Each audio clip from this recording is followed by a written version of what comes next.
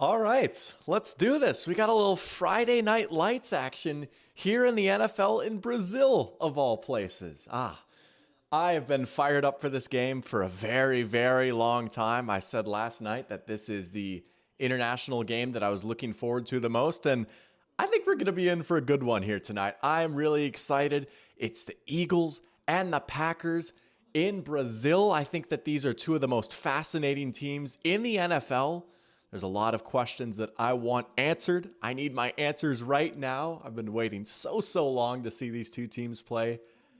We're about 15 minutes away from that, so feel free to say hi if you're popping on in. I know it's a Friday night. It's on Peacock, so it's a bit of a different setup. I've never done a stream on a Friday before, I don't think, so pretty excited about that. But look at that. We already got Parachamp in here and Christine in here. Let's go. Parachamp and Christine in the stream.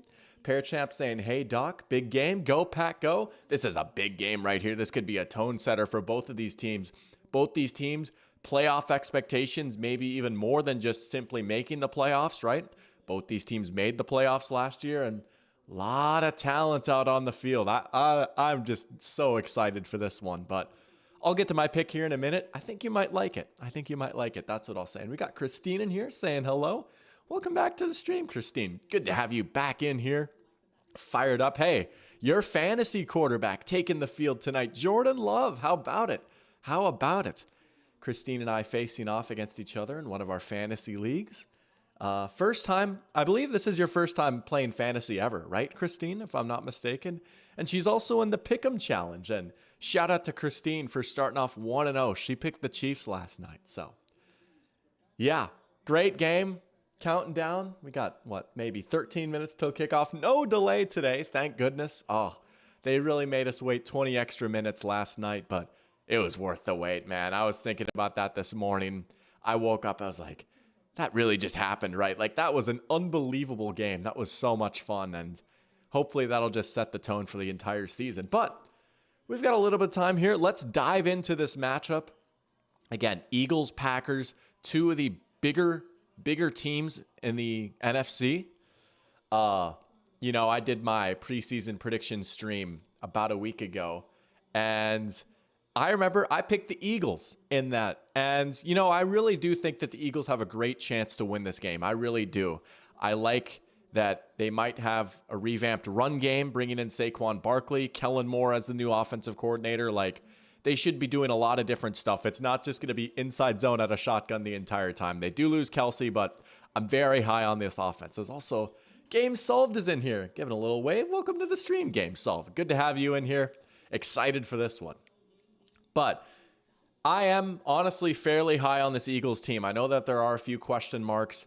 I know that they had the big crash out last year, right? I know they're probably not going to be quite as good as they were in 2022, but I liked the offseason that they had. They replaced both their coordinators, which, might be a bit of a learning curve to that, right? There always is. Eagles, of all people, should know that. They had to replace their coordinators the year before, and it was a disaster. But they bring in some more serious talents at the offensive to defensive coordinator spot, bringing in Kellen Moore to replace Brian Johnson, and then Vic Fangio over the duo of Sean Desai and Matt Patricia. I mean, that was just, there's nowhere to go but up from that, right? The Eagles' defense was a big problem with how poorly their secondary played. Darius Slay kind of started to show his age. James Bradbury really showed his age. But they draft Quinyon Mitchell. They draft Cooper DeJean, right? They bring back C.J. Gardner-Johnson. Okay, just some better players in there. And the pass rush still looks pretty good. I really like Bryce Huff a lot. Nice signing there, even though they lost Hassan Reddick. Honestly, I don't know. I think they might have broke even with that exchange. But good defense. Anything for Clicks is in here too. Welcome back, Anything for Clicks. Good to have you in here. It's been a while, but good to have you back in here, man. I remember last year around this time, we were watching an Eagles primetime game on a weekday. That was the Vikings-Eagles Thursday night game. So welcome back to the stream, Anything for Clicks. Let's go. Anyways, that's my long-winded way of saying I like the Eagles a lot. However, and we said this a lot last year, man, didn't we? The spine of the defense, especially the secondary, C.J. Gardner-Johnson coming back is a big deal, but I sat and thought on it a little more, right? Who do I think is going to win this game? I got to switch it up and go with the Packers, man. I'm looking at this Eagles defense right now. Their linebackers are Zach Bond and Nakobe Dean. Devin White, one of the guys they brought in, is out for this game. They still got Reed Blankenship playing free safety. He's going to be getting some serious snaps. I just think Matt LaFleur has something diabolical planned for them today. You know, I really thought this was going to be a close game even when I picked Philly, but I sat and thought on it for a week. I'm switching up. I'm going with the Packers. I do think we're going to be in for a good close game, but I just think this Green Bay offense is going to be a little bit too much. Matt LaFleur is just too good of a coach to not just exploit the crap out of the Eagles' weakness at linebacker and safety. And, you know, the Packers have a good running game in their own right, too. So, I don't know. I do have a few questions about this Packers new look defense, right? They bring in their new defensive coordinator, Jeff Hafley. Runs a lot of cover one, a lot of single high safety. Don't really say that a whole lot. And doing that against the Eagles with A.J. Brown and Devontae Smith is going to be a bold tactic. We'll see how much he's going to commit to that tonight. And that's what I'm really excited about, right? Like this Packers defense is going to be so interesting to watch. How are they going to play? I feel like for the most part, we know what we're going to get from this Packers offense. They do have like all the wide receivers. And the question is like, oh, who's going to be the number one? But like, you know what Matt LaFleur is going to bring to the table. This defense is a bit of a wild card, though. There is a lot of talent on their defense. They've just never quite been able to play up to that talent level. So we'll see. We got Michael and Ryan Nasty in here, too. Let's go. Welcome to the stream, you guys. Good to have you in here. Michael saying, Philly Bulldogs, baby. Hey, yeah, that Georgia to Philly pipeline goes crazy. I thought for sure they were going to sign Lewis Cine after he got waived. I even made a tweet joking about that, right? Like, oh, recognizable name. And he was a Georgia Bulldog. Howie Roseman's on the phone right now, but no, he's a Bill instead. But yeah, a lot of Georgia players, even after they lost DeAndre Swift. Just hey, Nakobe Dean is starting today. Nakobe Dean is starting. We'll see how he does. And Ryan Asti saying Devin White being out is something I expected as a Bucs fan. Yeah, you know, he's had quite the roller coaster career, and that playoff run in 2020 was so legendary, but he's kind of a highlight hooper at linebacker. He'll make some sick plays. He's a great blitzer, but he's one of those guys you just don't want going backwards in coverage, right? You do not want Devin White in coverage. That's a little scary. Anything for Click saying 30-17 Eagles. All right, some confidence in the Birds. Here we go. All right, 30-17. That would be a fantastic result for Philly. I think if the Eagles can win this game by 2 scores, they're feeling great going into the season. Parachamp saying he just wants to see how the defense can handle the Eagles. Yeah, I mean, again, it's going to be these corners versus these receivers is going to be such an interesting matchup if they are going to play all that single high. And we'll see how Xavier McKinney, their new safety, might handle that responsibility too. So, again, they have the talent. Like we've seen, speaking of Bulldogs, we've seen good football from Eric Stokes that hasn't always been consistent, right? Like he's been injured some. He's had some good stretches and some bad stretches, but we've seen good football from him. We know Jair Alexander can be a really, really good player, right? We know Rashawn Gary's a great player. He just needs to stay healthy, but he's healthy right now. Kenny Clark is still a guy. Devontae Wyatt is an intriguing guy at defensive tackle. Another Bulldog. You know, the Packers kind of like their Bulldogs too, don't they? The more you really think about it, especially on defense. But Javon Bullard, another Bulldog.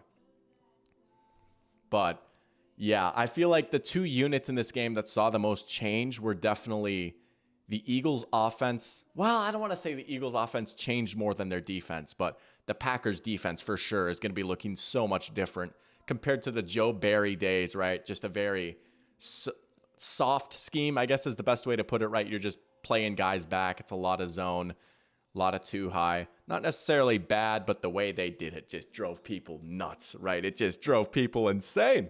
But there is talent. There's just so many good players, right? If you want to play a game of count the good players, there's a lot of good players on the field here tonight. Oh, it's going to be a good one. Ryan Nasty saying you do not want him in coverage, referring to Devin White. Yeah, and you know, Like when he played next to Levante David, man, that just made his life so much easier, right? Like the Levante David will just make you right no matter what. You can be a bit of a riskier player when you've got, like, in my opinion, a Hall of Famer in Levante David over right next to you at linebacker. And Todd Bowles did some nasty, nasty things with him, but the fall off has been quite something for Devin White. But yeah, the Eagles linebackers, man, I'm just not the biggest fan. You know, they're one of those teams that really rode the wave of like linebackers don't matter. And it kind of came back to bite them in the butt last year. That was a big reason why their defense struggled. This was the 29th defense in defensive EPA last year.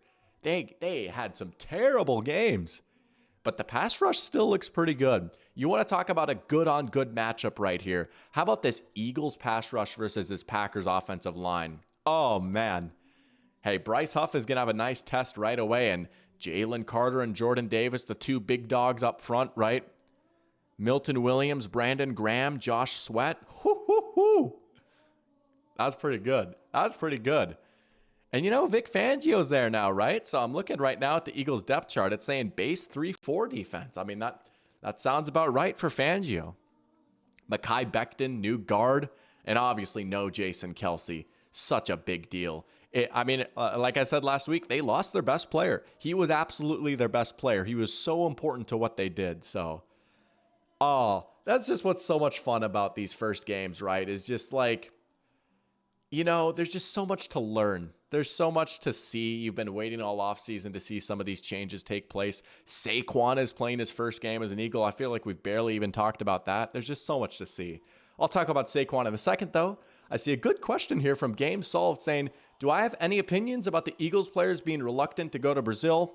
I mean, I get that, like, the travel stinks, right? And, like, I bet you a lot of players don't like any international game. Like, you know, the Vikings have a London game in week 5. I bet they're not thrilled about it. I guess this one, there's not that big of a time zone difference, right? It's just like 2 hours, but you still have to get on that 9-hour flight, and it's not your home stadium. And especially if you're the Eagles, right? Like technically this is your home game that you're kind of losing out on. I get that. I will say there have been some crazy Brazil takes out there. Just a lot of misinformation. Like, no one's going to get shot in Brazil. It's okay. Like, the players aren't going to have their hotel room overrun by gangs. Like, I don't know. There was just some crazy stuff that was going around on Twitter that was just blatant misinformation. But the Eagles, the Eagles, like, they weren't, like, saying that. It was just, like, the aggregator accounts on Twitter or whatever. But the Eagles are just like, we have to travel all this way. I get it. You lose a home game. I mean, that's legit, right? The Vikings lose a home game. Not to make everything about the Vikings, but like, I, even as a fan, was like, man, why do we have to lose our home game to go to London? But it's pretty cool that Brazil gets a game, you know, right? Like, this is the first NFL game ever. I think the atmosphere is going to be rocking. I think we're going to have an awesome crowd. Rake Gareth saying, yeah, it's crazy ignorant. I'm with you, man. It's crazy. Game Solve saying, you got any fantasy players in this game? He's got A.J. Brown. I tell you what, I've got Josh Jacobs, and I believe either 2 or 3 of my 5 leagues. I really, really like Josh Jacobs this year. I really like Josh Jacobs. Behind this Packers offensive line, I mean, we'll talk about how Saquon's running behind maybe the best line of his life. So is Josh Jacobs. And again, just Matt LaFleur, man, I trust him to cook up a running game. I just do. I just trust him so much. So I've got him. I've got A.J. Brown in one of my leagues too. And I think I have Devontae Smith maybe in one of my leagues. I'm trying to remember. But a lot of Josh Jacobs for me in fantasy tonight. And one league with A.J. Brown. By the way, welcome to the stream, Rake Gareth. I remember you in here last week too. The Falcons fan, right? If I'm not mistaken. Hey, I don't think they'll draft a fullback, but we'll see. Pearchamp is asking, he's curious about how Jalen Hurts' rushing touchdown production is impacted with no Kelce and Saquon being RB1. Does Jalen become more of a passing quarterback? Well, I think he'll be more of a passing quarterback in the sense that I think that Kellen Moore is just going to be such an upgrade over what they were doing with Brian Johnson last year. I mean, they're going to be doing a lot more motion, right? Let's get these good receivers on the move. Let's make things a little bit easier. So I do think that that's going to help out. I think as far as the tush push, they're still going to try it, right? Even no Kelsey, like they're still probably going to try it. They've been planning for a few years now, life without Kelsey. So I think he'll still get a lot of rushing touchdowns. I don't know about like 15 or whatever he got last year, but I could see like 10, 11. I think he'll probably get one tonight, honestly. Like when they get it down to the one, they're still going to do the tush push. Legit Vids 36, welcome to the stream. Don't know if I've had you in here before, but welcome, saying happiest Vikings fan I've seen. Well, thank you. I really appreciate that. You know, I'm happy because there's football on, and I've gotten some comments before. I got a comment on one of my previous streams like, this dude is so happy. I really am. I'm just so happy to be doing this, right? I know like, oh, like tortured Vikings fan, and some of you who are new here might be surprised, like, you know, I'm actually kind of excited to watch the Packers. I really don't have any ill will towards the Packers at all. Like again, Vikings fan, and it's maybe a little played out. Maybe it's a bit, I don't care. Neutral football enjoyer, right? I am a neutral football enjoyer. I just love watching this sport so much, and I can respect good football. And you know what? Green Bay's got a pretty good football team. I also went to Lambeau Field a few years ago, and that kind of transformed me too. Stupidity's in here. Welcome to the stream, Stupidity, saying no jersey today. Glad to be here. Believe it or not, I don't have a Packers or an Eagles jersey. I might need to change that though. But yeah, just rocking a plain t-shirt. Wore something comfy today. It's been a pretty long week, right? End of the week, finally. I do actually have a little bit of work I have to do tomorrow. I write for the newspaper here in White County, Georgia. Helen, Georgia is the... It's like a tourist town in Georgia, but they're like German themed, and they've got their Oktoberfest starting, and it's a big deal. So I get to go cover that for the paper tomorrow, take some pictures. Should be a fun time, but we'll take it easy. I still get to sleep in tomorrow, which will be pretty nice. So yeah. Did I place another bet? Game Solved asks. No, I did not actually. I lost on my Karlaftis bet last night. I was like, no bets. We'll wait till Sunday to place another bet, but no bets tonight. We got a flag on the kickoff here. Christine saying get a cheesehead. I don't know about that. I don't know if I'll go that far, but Stupidity saying I should get the good old NFL hat. That would be sick, right? The classic Rob Lowe. I know Brett Coleman rocks that hat too. That would be pretty sick. All right, here we go. Man, we missed the opening kickoff, but I love the activity here in chat. Here's Big Ron Torbett, the referee. No way, we got another illegal formation. Man. But all right, Keely Ringo with the penalty. Here we go. It's time for the Jordan Love show. Man, I've been hyping up Jordan Love all off season. I've been hyping up this Packers offense all off season. I feel like most of the football media sphere has been. I'm excited to see this. Let's go. I am so fired up for this game. Flag already. I know. The laundry coming out. Love will start under center. There's Jacobs. Oh, nothing. Absolutely nothing. Eagles ready for it. That's Jalen Carter in there. No, that's Milton Williams. Wow. Casual moment. All right. Let's see if we can actually get this scoreboard to work this time. I tried last time. No way. Did I actually get it to work? Under center. We'll see. There's Jacobs. If it doesn't work, nothing. I'll get rid of it again. Nothing. Like it's really not that big of a deal. But Eagles ready for it. We'll see. That's Jalen Carter in there. It still says Milton Williams. Wow. 15 minutes, even though the clock is running. Let's see if we can actually. Oh, now it's moving. Hey, it's working. That's awesome. I tried last time. No way. Did I actually get it to work? Loving the pistol there. Just get it out quick. There's Christian Watson. Horns up, baby. Go Bison. Like it's really. It is working. That's awesome. Let's go. We'll see. That's Jalen Carter. Well, maybe it'll be a little bit easier to see where I'm kind of at then, or like if you're going back and watching this later. Now it's moving. It's something, right? It's working. Again, we'll try and figure out a more elaborate setup at some point. Integrate the stream deck with it. But for right now, this works. All right. 3rd and 6. Eagles getting the Packers behind the line of scrimmage. Oh, it added an echo? Oh, shoot. Yes, it did. I know why. How about that? There we go. Easy fix. Yeah. Thank you, Stupidity. Thank you, Michael. Thank you, Game Solved. Thank you, Christine. Yeah, we had another audio duplication moment. Oh, what a throw by Love. And what a grab by Romeo Doubs. Hopefully that fixed it. That should have fixed it, right? Yeah, I think it's only going through the mic now. That is weird, though. Oh, man, that is a rope right there from Jordan Love on the outbreaker. 3rd and 6, right? big high leverage situation right off the bat, and it's Romeo Doubs. Here we go. We're going to see who gets the lion's share of targets. Honestly, I really do think it's just going to be like, it's going to be a group effort. There's not going to be a true number one. Fantasy people might be upset. I still took Dontavian Wicks in a few leagues just because you never know, right? But I really do think they're like dead set on spreading the ball around.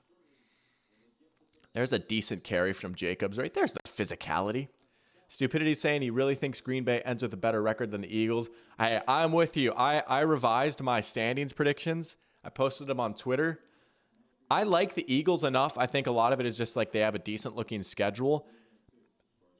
I have the Packers as the number one seed in the NFC, which might be crazy. And I still have the Lions as my Super Bowl pick, but I'm taking the Packers to win the North. I think this team is so good. I really do. I'm stupidly high on the Packers. Eagles are posers. They were last year. I think they'll be a little bit better this year. Oh, man. Nice play by Zach Bond there. He heard me talking crazy about him earlier during pregame. I was like, uh-oh. Eagles have Zach Bond at linebacker. Good play by him, though. Look at that. Another 3rd and long. They're going to go quick. That's the Aaron Rodgers special. Rips it over the seam. There's Jayden Reed. He's still going. We'll see about the flag, but it's a touchdown. It's a touchdown. Jordan Love over the middle to Jayden Reed. Oh, baby. Did they catch them? Like, was that a free play, do you think? They went quick. That was very Aaron Rodgers-esque. The referees are talking. Ho, ho, ho. We'll see. We'll see about the laundry. What an opening drive, though, from Green Bay if that stands. You get into 3rd down twice, and Love just puts on a show.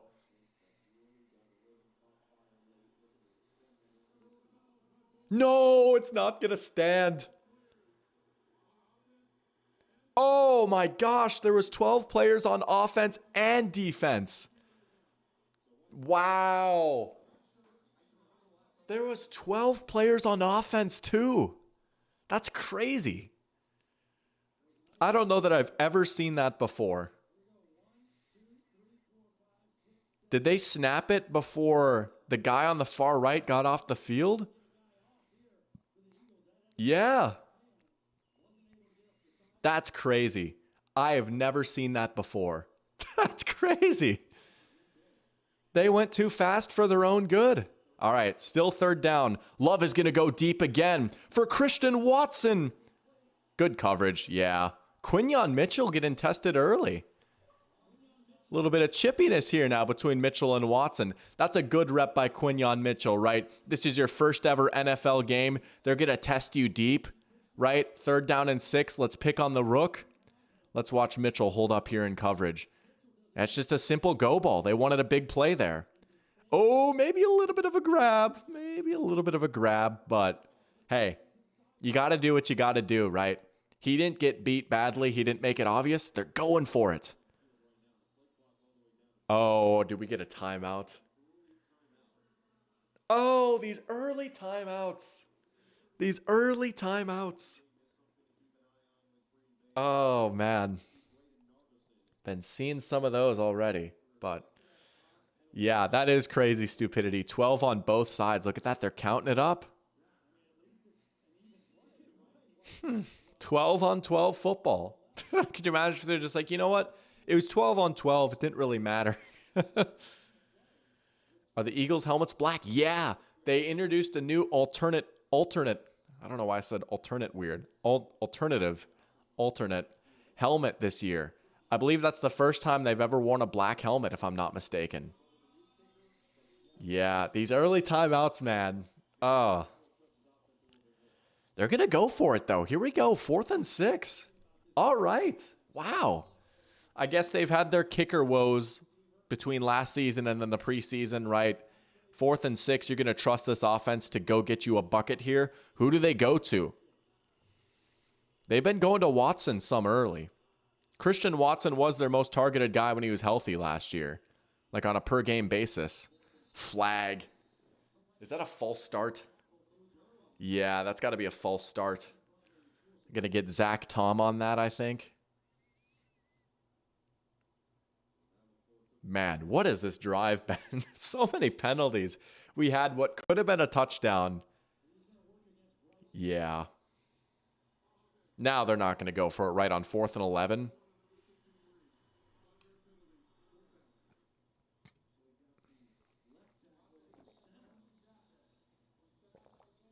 Man.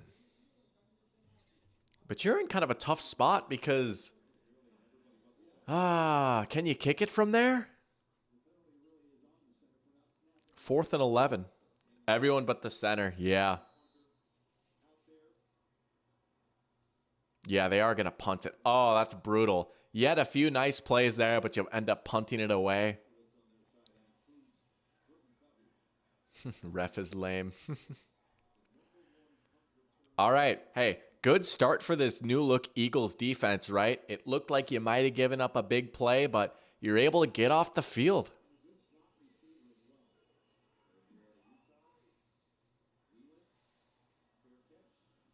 Oh, that's a nice punt. All right. Here comes this Eagles offense now, the Kellen Moore show. We might see the Eagles, dare I say, get under center. We might see them, dare I say, send people in motion. Stuff that they just didn't do at all last year. But exciting start. Packers not able to get points. That's nice for the Eagles, right? You get that possession advantage now for this first half. Few close calls, but yeah, hey, I was hyping up Josh Jacobs. 3 carries, 3 yards on that first drive. That was a big difference maker right there. Eagles played the run really well right there to start things off. Green Bay trying to establish the run a little bit, but just couldn't quite get it there on that first drive. All right, let's see some Saquon Barkley on the Eagles. You know, I still think Saquon Barkley's got a lot of good football left in him, and I thought he ran as well as he could have last year on that pretty poor Giants team. So you put him in a much better offense, right? Not even just the line is better, even after losing Kelsey. You know, the line is still obviously really good. You've still got Jordan Mailata. You've still got Landon Dickerson. You still got Lane Johnson, right? Some really, really good blockers. And you've just got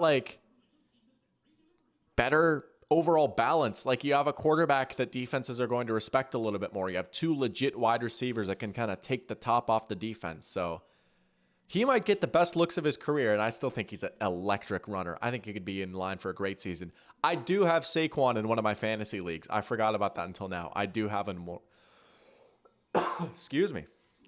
I do have him in one of my fantasy leagues.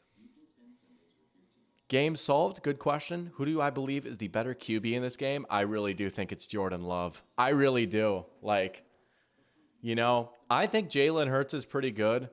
He's a great runner, and honestly, he's a better passer than a lot of people give him credit for. But Jordan Love is I just think he's different. I know it was a shorter stretch of games for him last year, and the sample size is smaller.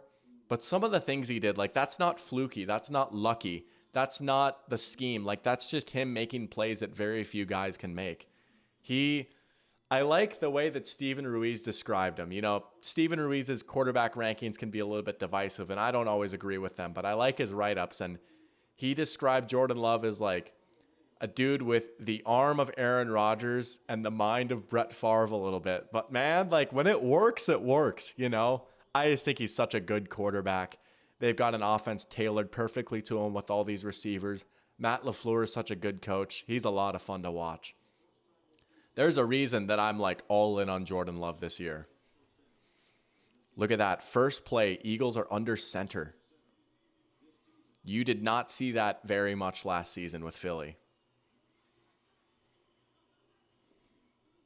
They're going to toss it. Oh, Saquon fell. Oh, the turf monster got him. Man, Saquon fell. Stupidity says it's only a matter of time before Rodgers goes to end his career with the Vikings, and 10 years later, Love signs with the Jets. Wouldn't that be something, man? Could you imagine? History repeats itself? That would be pretty funny. All right, now it's 2nd and 15 after the running play. Eagles are kind of in the shadow of their own goalpost. Hurts has a nice clean pocket, and it's played pretty well. Try to go to A.J. Brown there. Swarm of Packers there. There's been a little bit of feistiness early on in this game. I like it. I like the attitude between these two sides.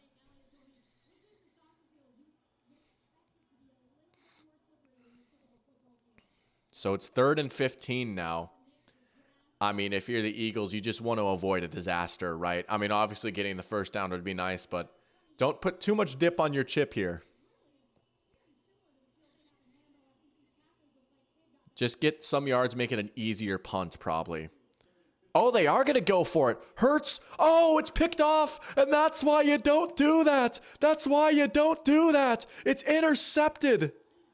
Oh, the Packers are going to take over in the red zone. Man, he just tried to get too much there. Tried to rip it over the seam to Devontae Smith, and it was swallowed up immediately. I want to see the replay on this to see what the Packers were doing on the back end. But man, I know, yeah, obviously you want to try and get the first down, but that is what might happen when you try and get it all. Look at Quay Walker kind of just step in, and then, man, Quay Walker kind of walled him off there. That was dangerously close to PI, but I don't mind the no call right there. I feel like that's a clean enough play, and wow, picked off. It was Xavier McKinney on his debut. Hey, that was a big signing for the Packers. Terrible start for the Eagles. Yeah, that's rough. I mean, the Packers string together a few first downs on their first drive. Then they force what would have been a 3-and-out, but they get a pick instead. They're taking over at the 19. Love in the empty shotgun. Here comes the blitz, though. Oh, they're going to get him. That's a big sack right there on first down. And look at that. It's Zach Bond again. Zach Bond has been making plays so far. Man, that's a big sack right there, right? You got to hold them to 3 to put them behind the chains on first down. Interesting to go and empty on first down and 10 near the red zone, and you get sacked. Oh, no. What is this game? What on earth is this game? It's Jalen Carter with the personal foul. Unnecessary roughness. What the heck is going on out here? Man, the Eagles just gave the Packers a gift right there. Oh, if you could have got them to 2nd and long and tried to hold them to 3, now it's 1st and 10 and they're that much closer, all because of a silly mistake. There's Jacobs. Still nowhere to go for Josh Jacobs. This Eagles defense has been ready for the run so far. So what is it exactly from Carter? Oh, yeah. Maybe Zach Tom sold it a little bit, but, you can't be doing that, right? And, yeah. That's just a mental mistake. It's his 2nd year in the league now. You can't really be doing that. 2nd and 10, though. This Eagles run defense has been balling out so far. Now they're going to go back to single back. Play action, under center. Love, nothing. Tried to go out in the flat to Luke Musgrave, and another flag. Another flag. And this one's going to be on the Packers. What are we doing here? Holding. The penalty did bail them out, but man, they're going to try and just do whatever they can.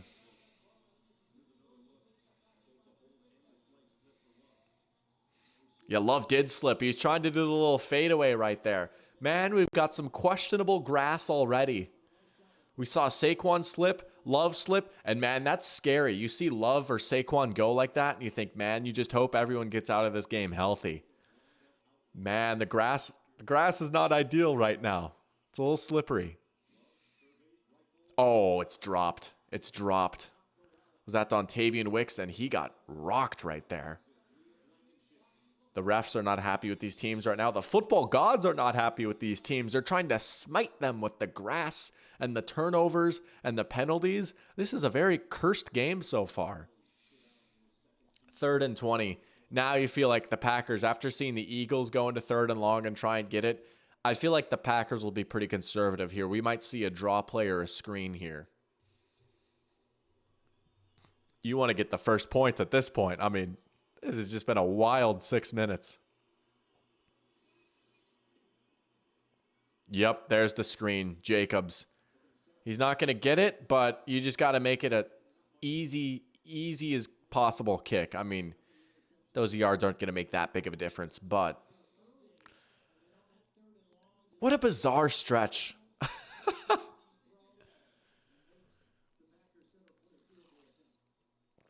Now watch, he's going to miss it. He's so going to miss this. He's going to slip. It's going to be a Charlie Brown moment. He's going to slip and miss this kick, isn't he? Braden Narverson. Kicker wearing 44. That's crazy. I kind of love that. I love when kickers wear bulky, boxy numbers. It's good. All right. We have points in Brazil. 3-0. Packers over the Eagles in what has been a roller coaster. But we have points in Brazil. Man. Oh, is Chris Collinsworth doing the now here's a guy? Now here's a membership. He's making fun of himself a little bit. Oh, man. How are we feeling about these first few drives, though, huh? I feel like Packers are trying to run the ball. They can't. Jacobs now 4 carries for 3 yards, and just that's kind of put them in a lot of 3rd and longs. And then that penalty was just brutal, right? Like, again, the Eagles kind of able to, like, dodge a bullet right there. But let's see if the Eagles offense can get something going now. I feel like their first drive was just kind of doomed from the start with Saquon slipping, and then you put yourself at 2nd and 15 from, like, your own 4. So we haven't seen, like, a real drive from this Philly offense yet. Let's see what they got here on drive number 2. But they are not looking good so far. There's just been mental mistakes, silly mistakes. This is like a classic international game right here. You see this a lot, like in the London games, or remember the Patriots Colts Germany game last year? like, oh, that was just disgusting. Just some disgusting football right there. That also might have had to do with Mac Jones and Gardner Minshew being the quarterbacks, but yep, there's the line. Slow start for both offenses. Yeah, I mean, the Packers, at least they had a few nice plays through the air, but for the most part, hey, Eagles are kind of kicking the Packers' butt on the line of scrimmage right now. If you're talking about the lines, right? Like, this Packers offensive line, okay, nice, right? But man, they're kind of getting destroyed by the Eagles right now. So credit to them. And you know what? I apologize to Zach Bond already. He's had a great start to the game. I was like, oh, this can't possibly go well. Matt LaFleur is going to victimize Zach Bond, but 2 big plays for him already. What can you do, right?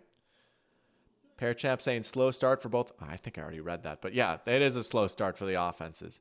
Michael saying, seems like they always put the ugly games on Peacock. Yeah, it was the Peacock playoff game last year. It was the Chiefs, Dolphins, and like 30 below degree temperatures. Like that was kind of a slow, ugly game a little bit. What other Peacock games were there? Was the Chargers Raiders 63-21 game on Peacock? It might have been. Oh no. Mishandled the kickoff. We finally have a return, and look at that. The Packers cover it up pretty well. That was well hit by Green Bay, if that's what they're trying to do right there. What the heck? Shoulder pad into the camera. All right, here we go. Let's see this Philly offense for real this time. I still think we can have some points in this game, right? I still am pretty high on both these offenses to kind of figure things out even after a slow start. Oh, Bills Chargers. Yeah, that was that on Christmas Eve or Christmas Day, sometime around there? It was around Christmas time. I remember that game. That was kind of an ugly, maybe not ugly game. It was a very unmemorable game for me, honestly. I don't remember much from that game, which is weird. Yeah, we did finally get a return stupidity. Thank goodness. I've been hoping for more of those. They'll go back to Saquon here on first down. Solid gain. All right, you'll take positive yards on first down if you're Philly.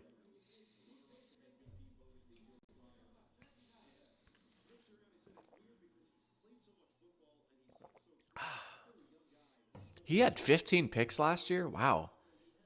I suppose Jalen Hurts' struggles against the blitz were well documented last year. Let's see what answers they have this year.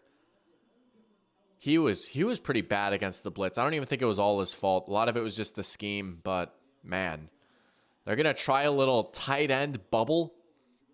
Dallas Goedert, another FCS legend, but nothing.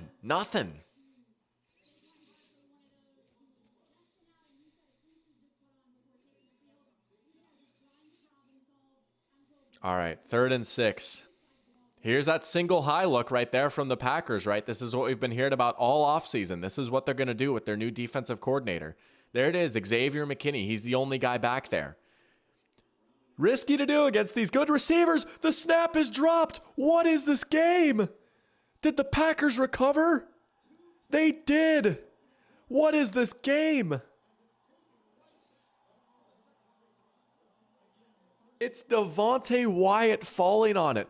And what do you know? Without Jason Kelce, there's a bad snap. Without Jason Kelce, there's a bad snap. Wow. Cam Jurgens was pretty good last year, but he was at guard. They were grooming him to be like the new center. But yeah, Hurts wasn't ready for it. I mean, Jalen Hurts has literally never taken a snap from any other center in the NFL besides Kelce. He's been taking snaps from Kelce for however many, like the past, 2.5 years now? It's a bad snap and he wasn't ready. And the Packers take over in the red zone again. 2 turnovers in the first quarter. 2 turnovers on their first 2 drives. They'll try with Jacobs again. Positive yards, and there's a flag. This is the most cursed game I've ever seen. Holding. Looks like Jalen hesitated to go for it. Yeah. Oh. Early snap. Man. Tucker Kraft with a holding now. Let's see. Yeah. So now it's 1st and 20. Packers are in field goal range, but man, if the Packers get 2 straight possessions that start in the red zone and come away with only 6 points, that's pretty rough. 1st and 20. There's Reed in motion again. We're going to see that a lot tonight. Just set it up to him. Yards after catch. Oh, nice hurdle right there. Nice little leap by Jayden Reed. Stupidity asking if we've gotten a first down yet. Yes, we did get one. Love ripped a nice little out route to Romeo Doubs for like 20 yards maybe. It was like a 3rd and 6, and they picked it up on the first drive. I believe that's the only first down so far, though. Yeah, these teams really haven't been able to sustain anything. It's been turnovers and penalties, like just silly mental mistakes. And, we talked about this pregame, but maybe, that's legit, like international game. Like that's a long flight. Neither of these teams have played here before. It's a different environment. To get 9 yards, though, on 1st and 20 is pretty big. They're going to blitz Love, and he rockets one in there. There's Doubs again. He's been going to Doubs a decent amount so far. Doubs and Watson. It's Doubs one-on-one with Slay, just on the slant. Oh, yeah. Oh, maybe a slightly better throw, and he could have scored on that. Easy for me to say sitting here, right? Aside from the penalty, Green Bay got one. Yeah, I mean, that was like the other first down was the penalty, the late hit. But now if you're the Packers... Oh, I suppose it is still 3rd down. It's 3rd and 1, but you feel much better now. This might be 4-down territory here, but again, you don't even want to entertain it, right? If you're Green Bay, just pick up the yard. I think they're going to run it. Yep. And they don't get it. Goodness. Like, they just can't run the ball right now. They tried to run on 3rd and short, and they had no shot. Eagles just bursting through. They're probably going to go for it, right? Given that they ran it. Yeah, look at that. There's Jordan Love looking at the wristband. They probably called that knowing that they could come back and call another play if they don't pick it up. But man, Josh Jacobs and this Packers run blocking unit does not look that great right now. A lot of it isn't even on Jacobs. Like, this is just like Derrick Henry last night too. I didn't even think Henry was that bad. He just had nowhere to go. All right. Stupidity saying if he's Green Bay, takes the field goal. I get their decision to go for it here. They're going to go back to the run. Jacobs, that's going to be close. He might have got it. That is going to depend on the spot. That is really close. I think they might give it to him based off the spot. I think they're going to give it to him. That was really close, though. Jacobs kind of had to fight his way forward a little bit. They went back to the run. I was not expecting that. That was a nice effort by Philly to try and push him back, but I think he got it. Oh, I don't know. That angle didn't look as promising. They're going to give it to him. 1st and goal. They got to hurry up. Are they going to not reset the play clock? No, they're going to have time to snap it. Are they going to call another timeout?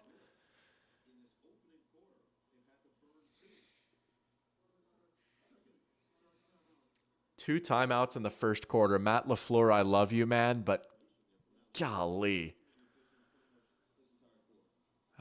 I get you. It's 1st and goal. You got to get points here. That was a gamble going for it on 4th down. That was gutsy to go back to the run. I did not think they were going to run it there again after it just kept getting swallowed up. Jacobs has 6 carries for 4 yards.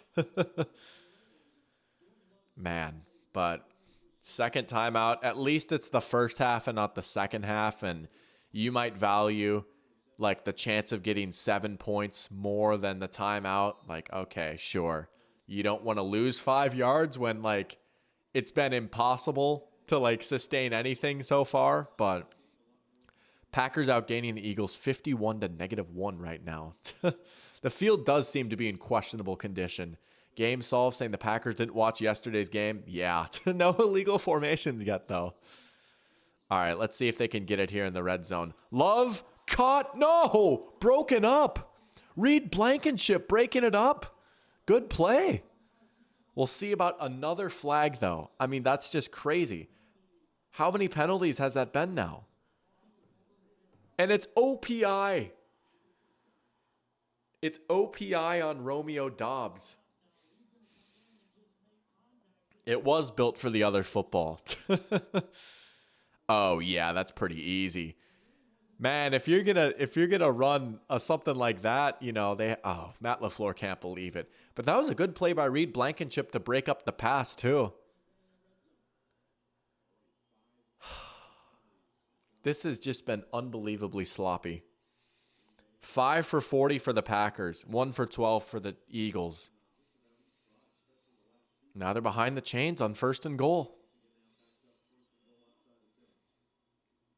They'll fake the handoff. Oh, yeah, you got the tight end. There you go. Tucker Kraft. Oh, that's some real contact right there. Did you hear those pads pop? We got the battle of the South Dakota State tight ends. Tucker Kraft on one side, Dallas Goedert on the other. The Jackrabbits. Then we got Christian Watson at wide receiver. There's some FCS guys out on the field. I'm sure there's some more I'm thinking about, or that I'm not thinking about right now. But really, we got some Missouri Valley Football Conference players out on the field. The SEC of the FCS. Real college football. Love play action again. He doesn't seem to have anyone right now. He's just going to float that out of the back of the end zone. All right, well covered up on the back end by Philly there. 3rd and goal, man. And they're probably not at the spot where they'd go for it. I don't know. I mean, they're a little close, but... yeah, Slay with good coverage on Wicks right there on that crosser. Just dueling crossers right there with Wicks and Doubs. Neither of them were open. I got to give the Eagles credit so far. I thought that was going to be a tough thing to handle for their defense, those crossers over the middle, but they have covered it up pretty well so far. Here we go, 3rd and goal. There's Reed in motion again. Bit of a bunched formation on the left. Oh, Love missed him. Or did Watson slip? Man. No, I said earlier that the Green Bay receivers are pretty equal, but if you had to guess which wide receiver had the best season, oh, that is tough. It might be Christian Watson. They've been targeting him a lot. Was that a bad throw or did he just slip? I know they were saying like he lost his balance, but it looked like he might have just like sallied it a little bit. I don't know. But they do seem to be targeting Christian Watson a lot, and he was Jordan Love's most targeted receiver when he did play last year. But also, Jaden Reed, I mean, he's the guy that they get the most creative with, right? They could get him involved in the running game some on those jet sweeps, those end arounds, right? They do that a lot with him. I really like Dontavian Wicks. I think he's such a great route runner. And like Romeo Doubs is a really dependable outside receiver, big X receiver. So they just have such a fascinating mix. They all do different jobs. Again, I don't want to cop out and say they're all going to be pretty equal, but I guess if I did have to pick one, I might say Watson because he's the most explosive. He has maybe the most raw talent, and they have been looking his way a lot so far. Green Bay converts on 4th down for 3 points. Yeah, that's brutal, right? I mean, again, 2 straight drives. You start off in the red zone thanks to turnovers, and you're up 6-0. This is a 1-score game. The Eagles can go down, score a touchdown, and take the lead. If you're Green Bay, you're sick to your stomach right now. And it's just been penalties and slipping and just silly mistakes and can't run the ball right now. Yeah. And I mean, they had Watson there on 3rd down. They just couldn't quite hook up. But at least they did get that 4th down at least, because if they didn't get it, then they'd have 0 points. But after all that, they could have just kicked it anyways. I mean, there's no way of them knowing that. But all right, Philly, take 3 for you. Like, we've barely seen the Eagles offense at all. It's been two plays, turnover, 2 plays, turnover. Can the Eagles get a 1st down here? Let's just settle down, right? If you're Philly, might feel like the world is ending, but you're down 6, right? You get the ball to start the second half. Just, you know?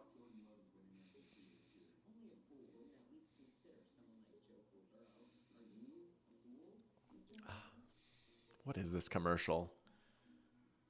Is it a Red Zone commercial? NFL Plus Premium. At least the Packers are taking control over possession of the ball. Oh, yeah, right. I mean, what's the time of possession right now? Oh, I suppose if I scroll down, that might screw this up. But I can always just scroll back up. 9:45 to 2:41, time of possession battle. All right, let's... There we go. All right, that was an easy fix. Still in the first quarter, it's been 40 minutes. Yeah, I mean, there's so much game left. And I was so excited for this game. I thought we were going to see a lot of points in this game. I still really think we can. Like, these teams just have to stop making silly mistakes. If the mistakes stop, I really feel like both these offenses are going to come to life. I could still see this game being like 28-24, honestly. I think someone said earlier, like, it was stupidity. It was you saying it's too early to predict the under 35 points total for the game. I still think we'll hit the over. I do. I just think these offenses are too good. They're going to figure it out at some point. They're going to stop shooting themselves in the foot at some point.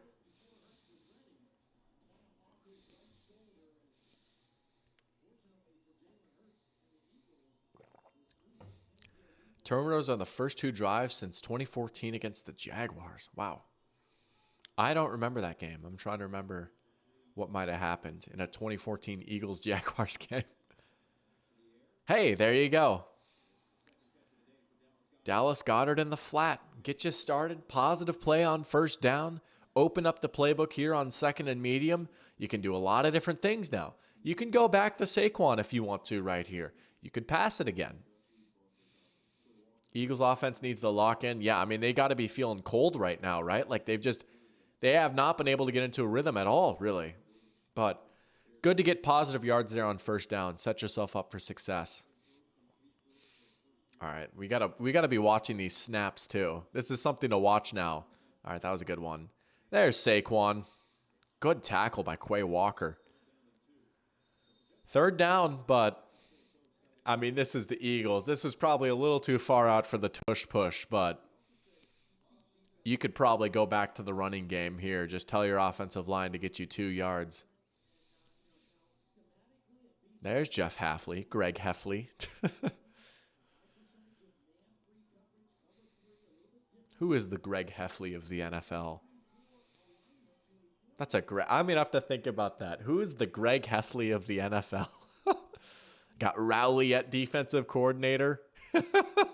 Nah, Roderick would be the defensive coordinator. Is that a free play? Hey, there's A.J. Brown. First time we've said his name tonight. First catch for him. But we'll see about the flag.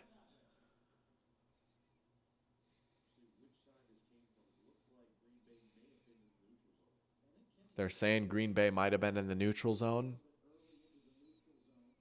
Is that Kenny Clark maybe? They're showing him right now. Yeah. Wow. First down Eagles. All right. First down Eagles. Yeah, he jumped right there. Just a little slant to A.J. Brown. Just get an easy bucket.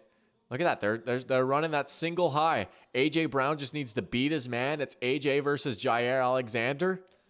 Jaire's a pretty good player, but man, A.J. Brown against man coverage. He's one of the very best in the league at beating man coverage with just how physical he is. Look at that. They're using motion. Hurts will keep it. And he'll get like a yard. Now, I don't mean this as Jalen Hurts slander. I think he is a pretty good player, and I think he's a pretty good runner, but he's not quite as fast as you might expect. And Michael was saying earlier, Jalen Hurts can squat the equivalent of 3 grown men, right?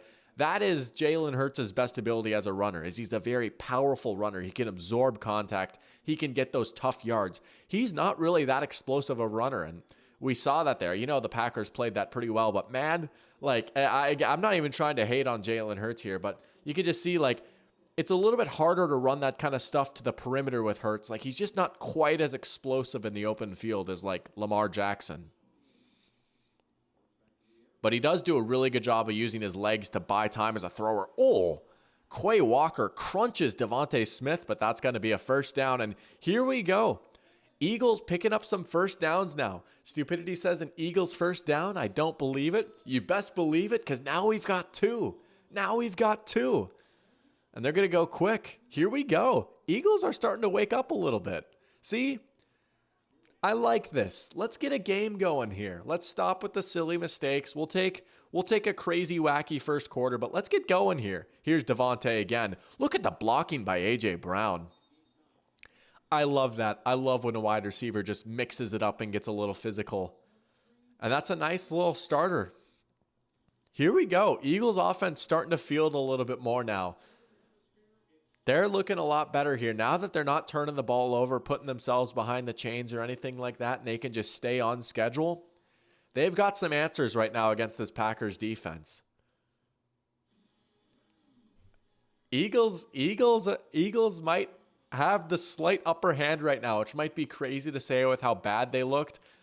Philly, I feel a little better about Philly right now. They just seem to have a few more answers on offense now that they're getting the ball moving a little bit. And if you're going to run one-on-one man on A.J. Brown and Devontae Smith all day, we'll see, man. This is quite the test for Jeff Hafley right here. This is fascinating. Michael's saying, in case you were wondering, the Jaguars had a 17-0 lead in 2014. Then the Eagles scored the final 34 points of the game in Nick Foles' first Philly stint.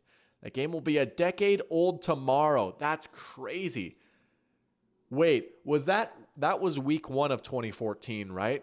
Because I remember 2013, that was when Foles took over for Michael Vick, and he had a 27-2 touchdown to interception ratio. And that was also, was that year 1 or 2 of Chip Kelly? I think that was year 1. So 2014 would have been year 2. And the Eagles had crazy high expectations, right? There's a lot of hype around the Eagles that year. And they started off their first few games slowly, but ended up coming back and winning. I think they came back against the Colts the next week on Monday Night Football, right? They had a comeback win against the Colts, which, believe it or not, I think rookie Cody Parkey kicked the game-winning field goal in that game. Man, it was week 2. Okay, week 3 might have been the Colts game. Was week 1 the Giants? I don't remember. But yeah, I do remember. I think it was rookie Cody Parkey on the Eagles kicked a game winner against the Colts, if I'm not mistaken. Or was it the other way around? But that's a fun little fact right there. Never knew the Jaguars in 17-0 could be a bad thing. Hey, this year it's happening, right? Let's go, Jaguars. Let's go. Come on, the good place. Let's do this. I'm so fired up for that Jaguars-Dolphins game. The Colts was week 2. Dang it. All right. You know what? That's okay. Who won that game? I can look it up, right? Eagles-Colts 2014. Year 2 under Kelly. Yeah, that makes sense. Year one was the year Foles went crazy. Year 2, they were kind of a disappointment. Eagles-Colts 2014. Yeah, the Eagles did win. It's so old the ESPN app broke. All right, I'll look it up on Pro Football Reference later. But we got some football here. The Eagles offense is back out on the field, but I'm pretty sure Cody Parkey kicked that game winner. Bears fans, cover your ears.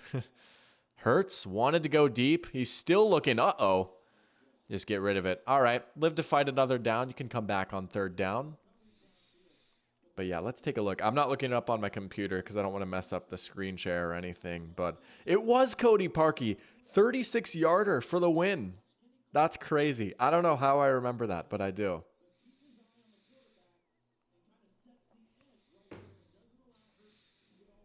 All right, 3rd and 1. Here we go. Tush push time. First time without Kelsey. And they still got it.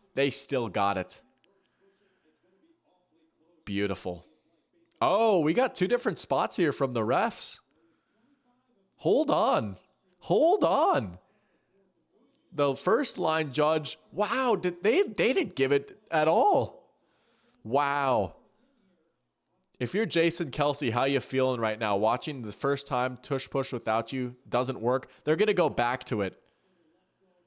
Could you? Oh, no, they jumped. Oh, if you're the Packers, that's such a bad mistake.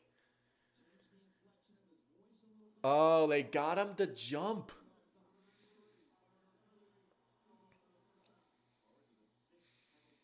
Man. So the first time they try the tush push without Kelsey, it gets kind of stopped cold, but then you get the D tackle to jump. TJ Slayton. Man. They gave nothing to the Eagles, and it looked like they got it right based on the Eagles' reaction. Yeah. But they got the first down anyways. That was a good job by Jalen Hurts right there, changing up his cadence. A little Aaron Rodgers-y. There's Saquon. Big hole for him, first down. Stupidity saying, and it doesn't matter. No, it does not. And there you go. This is what you can be excited about if you're an Eagles fan right here. Saquon looking very explosive. Look at him just violently hit the hole right there, right? Just a little crease opens up. Boom. He sees it. He's a really good runner still. And his vision has gotten so much better. Like, he's such a wiser back. And maybe he's not quite the unbelievably electric phenom that he was his rookie year. Like, injuries have just done that to him. But he's still an incredibly gifted runner, and he's just gotten so much wiser. And now you put him in a good offense. It might be a fun time. I say that, and he gets chewed up and spat out right there. But those runs right there are why you can kind of get excited about the Eagles. Like, hey, this Saquon thing might work. No way. Eric Wilson is on my TV screen right now. Look at Eric Wilson making a play. Former Viking Eric Wilson. He was like one of our leading tacklers the COVID year. We were ravaged by injuries and COVID. Eric Wilson on my TV screen in 2024. That's awesome. Packers bringing some heat right here.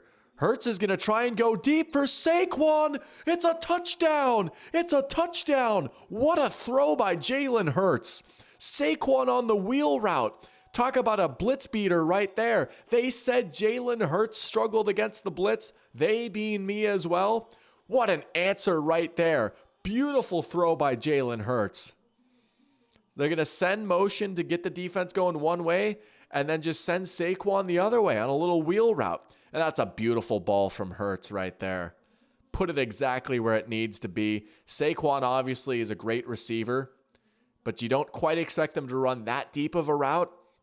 You got him on a linebacker. That's a good play right there. Look at that. After all of that, the kick is good and the Eagles lead. The kick is good and the Eagles lead. Just like that, to your credit, Stupidity, the Eagles are in the lead after giving up 2 turnovers in their own red zone, right? If you like this game should be 14-7, right? Like, oh my gosh. What a throw by Jalen Hurts, though. That's a great play. Here come the Eagles. Oh, Saquon. First touchdown as an Eagle is a receiver, right? To go back to the football Mad Lib from last week, right? Saquon Barkley's first touchdown as an Eagle is a receiving touchdown on a Friday night in Brazil. How about it? And you know what? Saquon's on one of my fantasy teams, so we get a nice little fantasy action right there. Yeah. You know, outside of the interception, Hurts has been pretty solid so far. He's got the best throw of the night so far. Saquon is their leading receiver. 5 for 13 on the ground, not great, but he did have that one nice run to really set the drive, you know. I don't know what I'm saying sometimes, but you know what I mean. Saquon has looked pretty good. All right. Packers got to answer. Again, I have faith in this Packers offense to kind of figure it out too a little bit, right? Like they've just been hurting themselves with penalties so much, you know.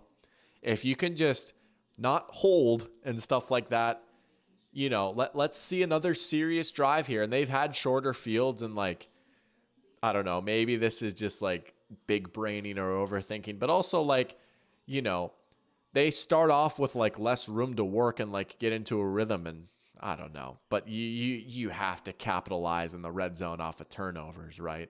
But let's see them start at like the 25 and see what they can do. I don't know how much longer you can stick with the run with the way things have been going. I know you have to be a little stubborn, right? But Josh Jacobs has 6 carries for 4 yards right now. Like, I would be hesitant to run it here on first down, because if it's another 2-yard carry, then, give yourself something easy through the passing game, right? People often call that like an extension of the running game, like a little dump off to Jaden Reed in the flat or something. Get yourself started with like a 4-yard pass. Get Love in rhythm a little bit too. He's been a little up and down. I won't lie. Like Love has been all right so far. I wouldn't say that he's quite played up to how I think he can. So Stupidity says, looks like neither team was ready to travel across the world to play in a week 1 game. Kind of figures. Oh yeah. I mean, like, it's just such a weird situation, right? Like, all right, your first football game since January. Let's do it in Brazil. Yeah, makes sense. But I'm hoping now that we're a quarter in, teams have kind of settled down a little bit. I still think we're going to see these teams put up some points. So nice little play design right here. They're going back and showing it off.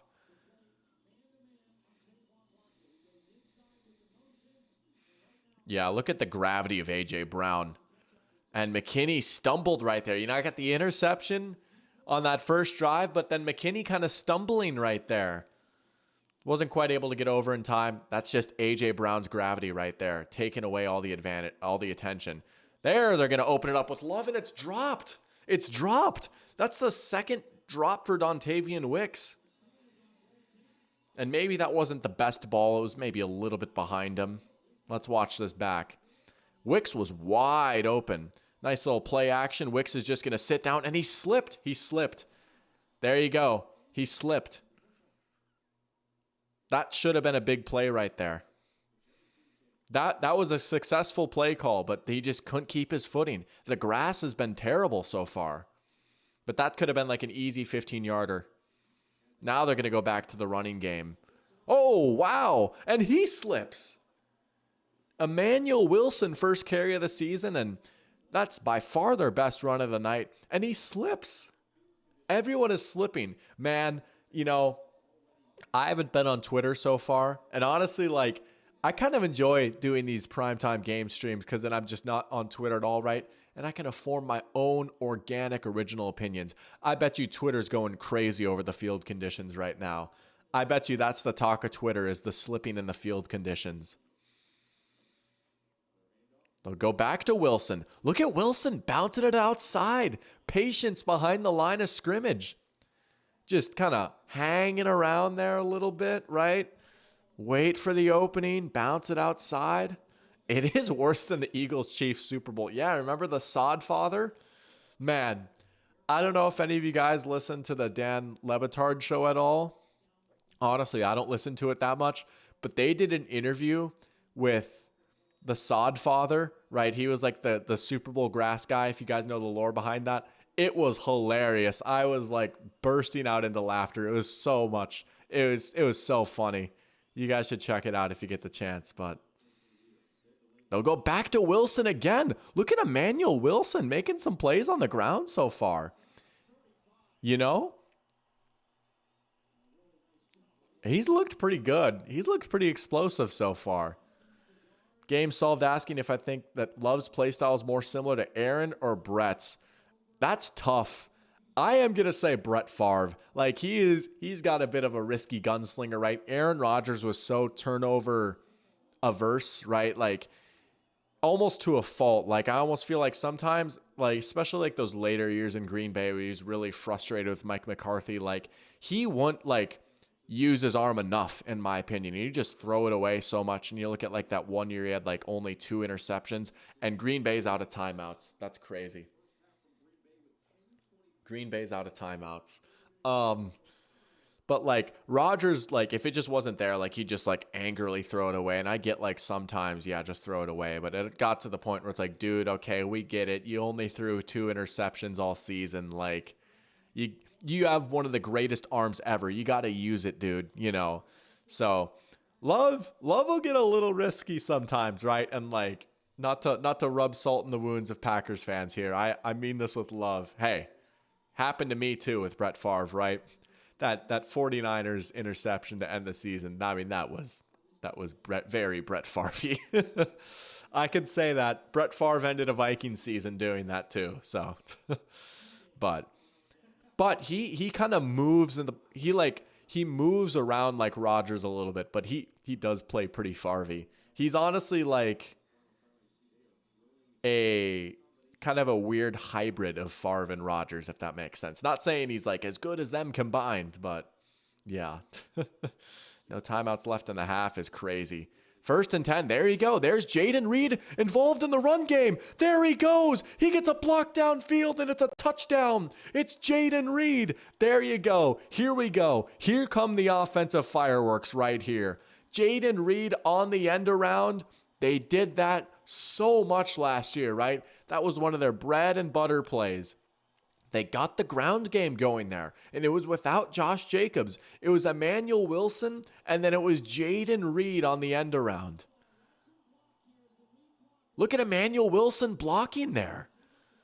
Heck of a drive from Emmanuel Wilson, man. Like, you know, if they did like helmet stars in the NFL, he would get one. Or helmet stickers, he would get one just for that drive right there. Emmanuel Wilson, good runs, and then a nice block downfield on the touchdown. You got to give him kudos for that. There's another flag. Also, shouldn't they have considered going for 2 there to make it 14-7? I don't know. I might have gone for 2 there to try and make it 14-7. You don't get it, it's 12-7. 12-7 versus 13-7 isn't that big of a difference. Oh, now they might. Offsides on the defense. Go for 2, bro. Go for 2. Reed with the legs. Yeah, I mean, he had like 1 or 2 rushing touchdowns last year. He's kind of their Debo a little bit. Is that Jalen Carter again? Man. Offense is back. Hey, we just had to stay patient, right? Hold the line. These offenses were too good to be this low scoring. The timeout was worth it, I guess. All right, fair enough. Fair enough. Apparently, Saquon's first receiving touchdown ties him with the most in a season by an Eagles running back since 2020. That's insane. Who would that have been? Like Boston Scott, maybe? Miles Sanders, maybe? That's crazy. I mean, I guess they just didn't really throw to their backs a whole lot. Now, what do you do here? No way they run it right. It hasn't been working with Jacobs. They're in a heavy personnel grouping. They are going to run it with Jacobs. I don't think they got it. Man. I mean, it does 13-7 versus 12-7. That really doesn't make that much of a difference. Like, they probably should have gone for 2 to begin with. Man, I was hyping up Josh Jacobs a little bit, and I took him in some fantasy leagues. He ain't looking so hot right now. But Jayden Reed, hey, here we go. Here we go. Things are heating up a little bit. Man. Just a wild first half of football, but I'm here for it.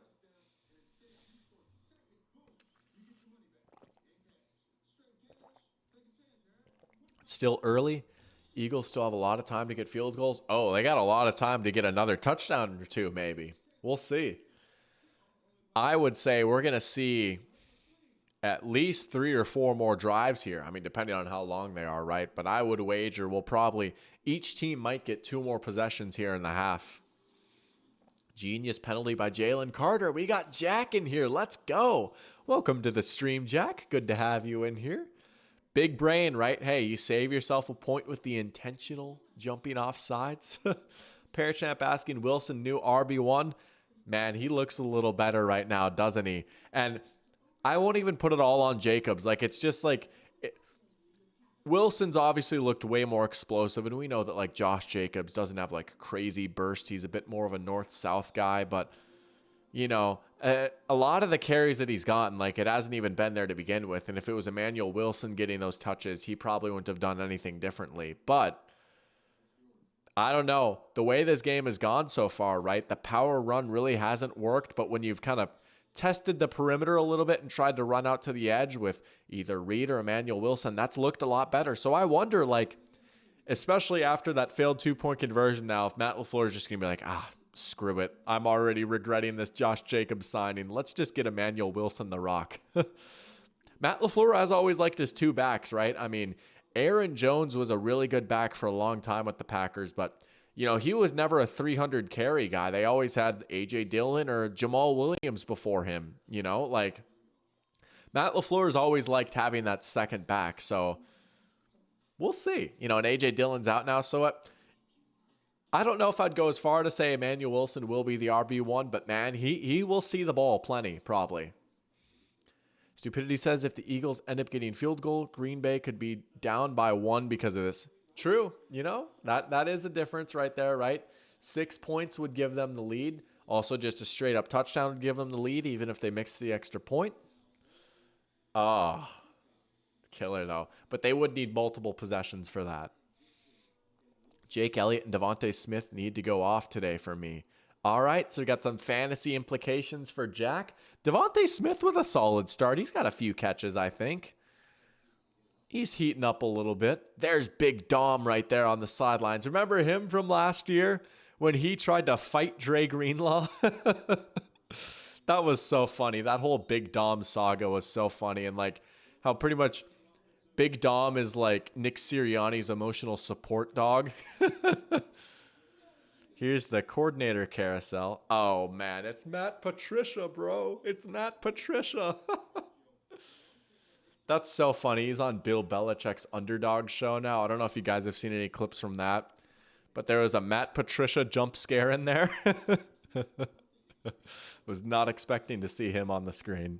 That's so funny, though. Best friends till the end. We need a Bill Belichick, Matt Patricia buddy comedy. Saquon. Good rally right there by the Packers. Looked like he might have had some space, but they got to the ball pretty quickly.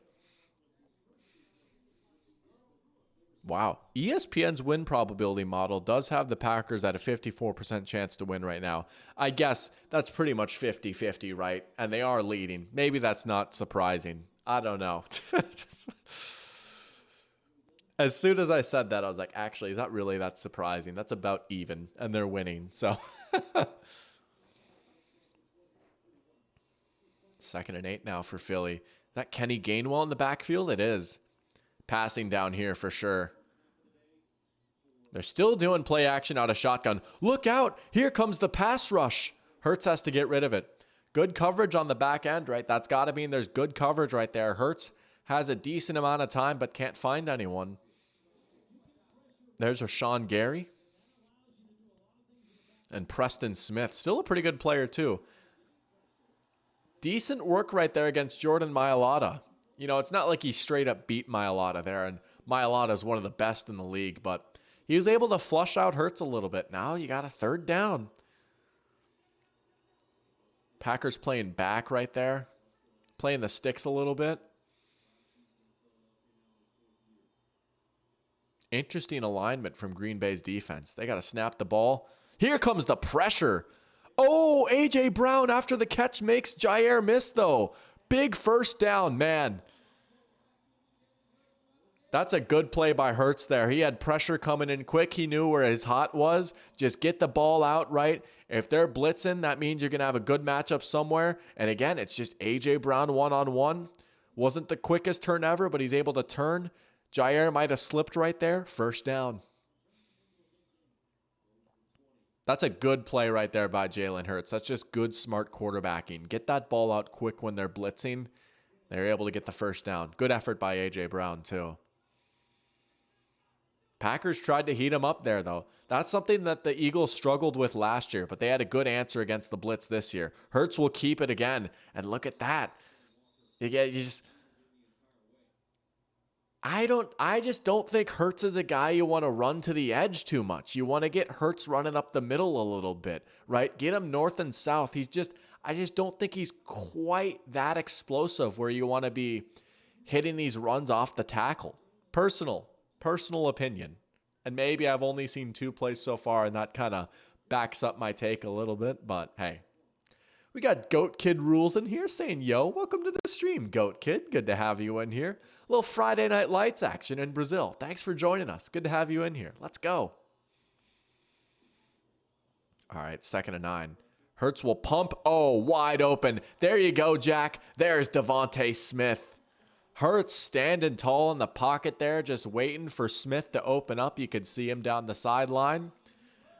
These Eagles receivers are winning their matchups right now against these Packers DBs. You got Smith in the slot right there. Oh, just easy. Find the hole in the zone, right?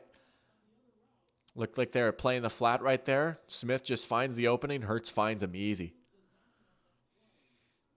Goat Kid saying Bills winning the bowl, no cap. Ooh, spicy prediction right there. I do like the Bills a decent amount, though, I will say.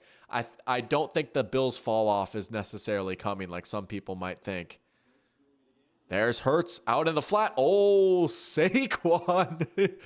He knew he had him beat there. He just ran out of space. You could see him run in place there.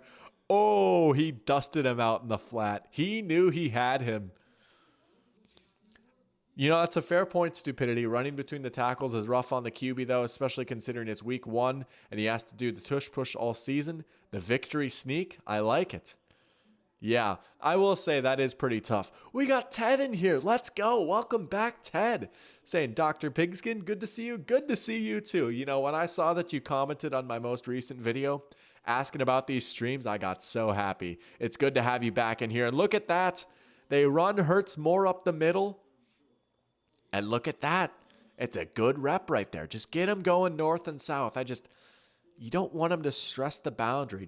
He's good for like 4 yards when he does that, when he goes up the middle, you know? Michael asking, is this the first time we've had high school, college, and NFL football on the same day? I mean, I'm sure. I don't know. I mean, I'm sure there's been other times, but here comes the tush push. This is the earliest Friday game we've ever had. That one they got easy.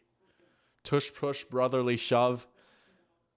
I like the brotherly shove, though, a lot. Like, when Philly does it, it's the brotherly shove. I love that because it's like they're all like this team is like a brotherhood helping each other out and like, you know, I don't know. And it's the city of brotherly love, but tush push is fun to say, too. It's easier to say tush push, but Stupidity saying, well, there you go. Saquon. Touchdown Saquon. He's looking good so far. Here we go. We got points, baby. Eagles offense with another answer. Saquon with a rushing and a receiving touchdown here in the first half. And he just exploded through that hole. Let's watch this one back right here. Is that Mekhi Becton making a big block? Nice little double team. Oh, it was a wrap from there.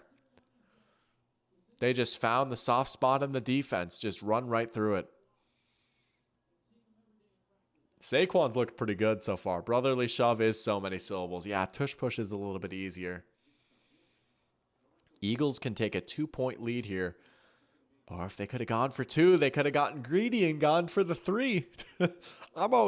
I'm like the devil on the shoulder for these coaches. I'm always saying like, no, go for it. No, go for 2, you know, like, hey, I just, as a fan, I think it's so much more fun when teams do that. But I get like, you're trying to win the football game here, not appease Dr. Pigskin.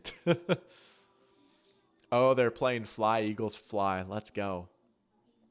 Ted saying, yeah, pulled up YouTube and this popped up. Had to join. Let's go. Let's go. Hey, we'll be doing this all season long. All season long. Eagles are really missing Taylor Swift's boyfriend's brother. Kind of. I mean, yeah, that turnover was kind of on Cam Jurgens. But, hey. They're winning. They're winning. Green Bay is still likely to try for 2 to hit 20. Probably. Yeah, that would make sense. You probably go for 2 now. Make it a 6-point game. If you don't, it's a 5-point game. Makes sense, right? 5 versus 4-point game. There's very little difference there. Hitting 13 forces their 2-point attempt. Yeah. Got to be something better than a Josh Jacobs run up the middle for 1 yard in a cloud of dust when you need 2 yards in a cloud of dust. We'll see. I think the Packers have plenty of time to answer here. Goat Kid saying Fred Warner sucks. Low-key Jack's burner. No. Jack likes to joke about Fred Warner, though. Look at that. Goat Kid, you and JTWK would be good friends. Fred Warner sucks. I'm curious why the Fred Warner negativity here, but maybe there's something about Fred Warner I'm not aware of. But Daddy Messi in here too. Let's go. Saying, is Saquon Barkley Kellen Moore's get out of jail free card, or are they just shaking off the summer rust? I really think it has been the summer rust, the jet lag rust. I mean, again, it's only like a 2-hour difference for time zone, but you have that 9-hour flight, right? You're playing on a field where it's been super slippery.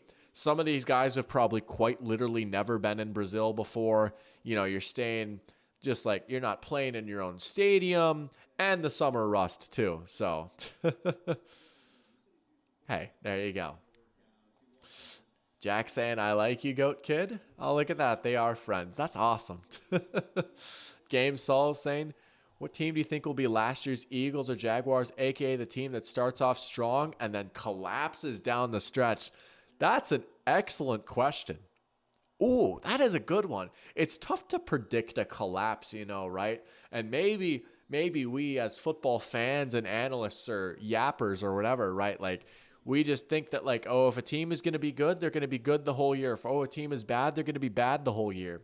A team that I think could collapse down the stretch, that could start off nice and fall off. Ooh.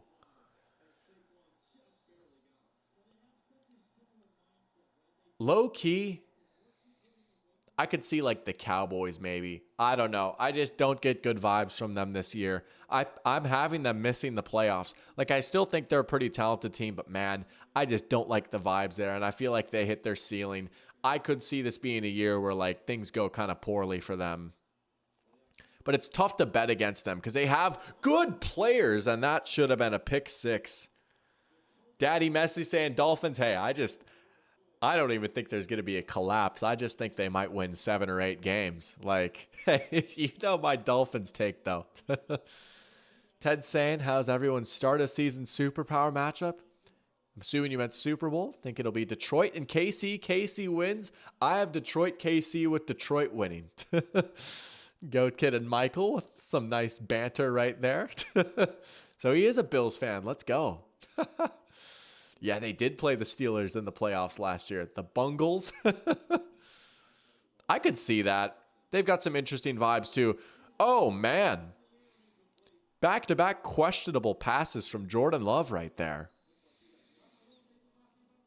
Jordan Love not making me look very good right now.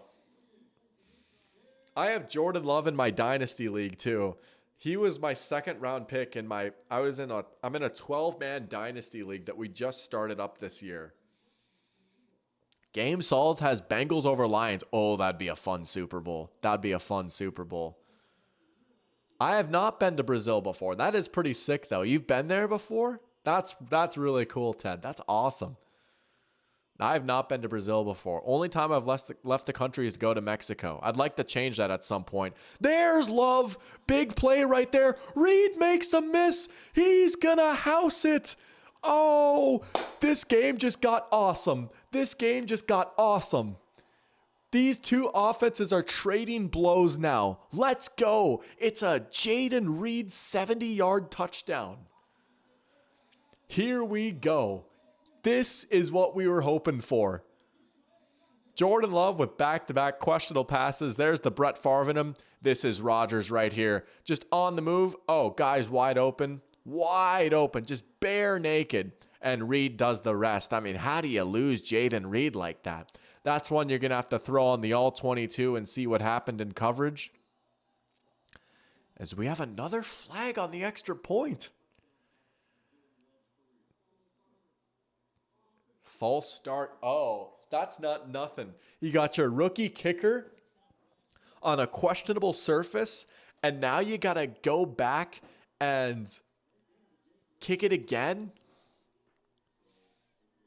That's Rasheed Walker's second penalty today, too.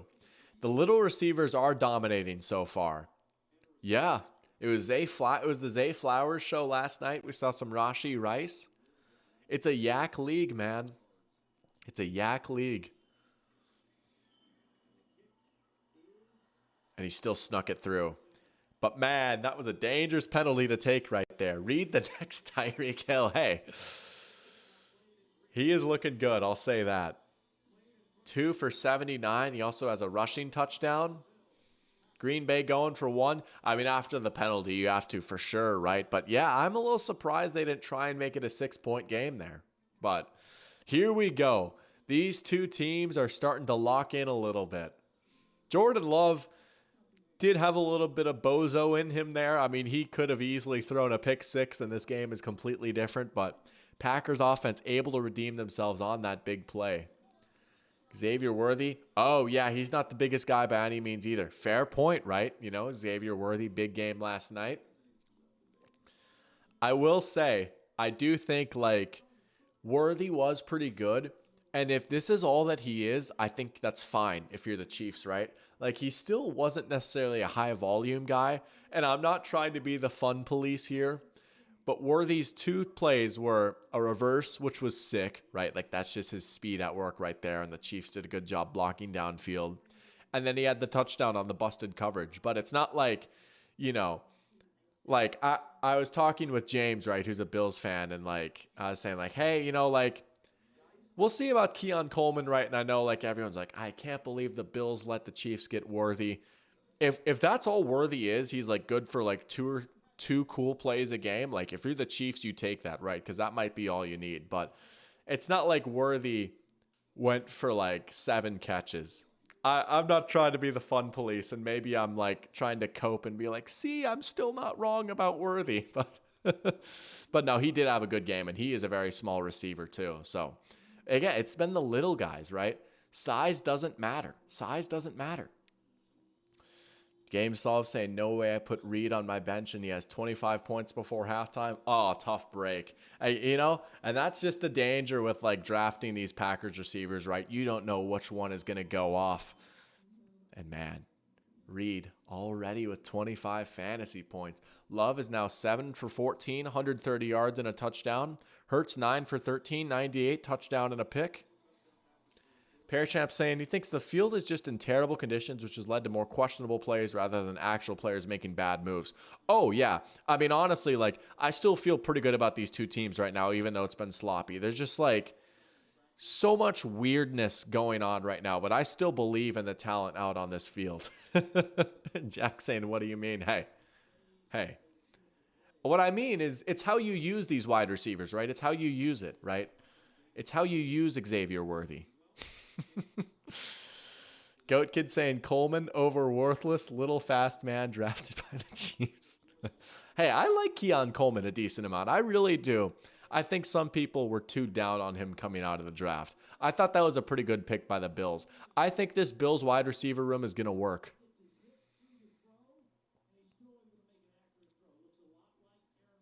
They're doing the Aaron Rodgers comps right now for love.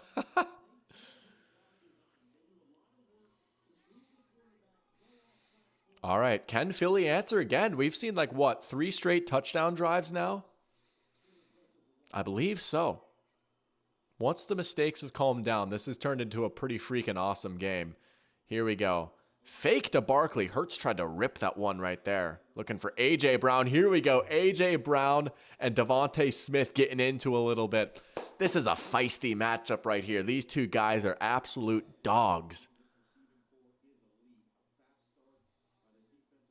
Wow. Thank you, Goat Kid, saying I love you. Appreciate it. I love you too, Goat Kid. Let's go. Green Bay is happy to give the Eagles returns. Good to see it. Yeah, we've been seeing a little bit more return action. I'm loving the chippiness between these two guys, though, right? Oh, this is just good competitive football right here. This has been a fun matchup all game. They're keeping Jair out on A.J. Brown. A.J. Brown's looked pretty good against him so far. Oh, there he is right there. First down. Maybe a little bit of a comebacker or a curl hitch of some sort. Send him downfield, come back to the sticks at around the first down marker. Yeah, look at that.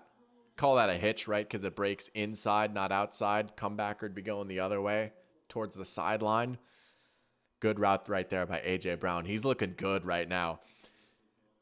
Right now, this matchup is going to A.J. over Jair. I think, is that him going against him in the slot? No, I don't think so. Hurts looking. Hasn't been sacked yet. He'll be able to throw it away again.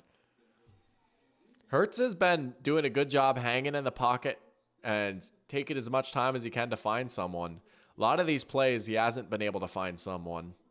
But I believe he hasn't taken a sack yet. Has either quarterback taken a sack yet? I don't think they have.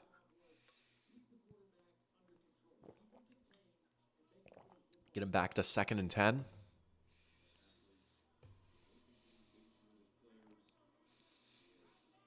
Pistol formation. I love it. Like I said last night, we're going to be seeing a lot of the pistol formation this season. That's one of my predictions. It'll be a talking point. There's Saquon. A little stretch play from the pistol. All right.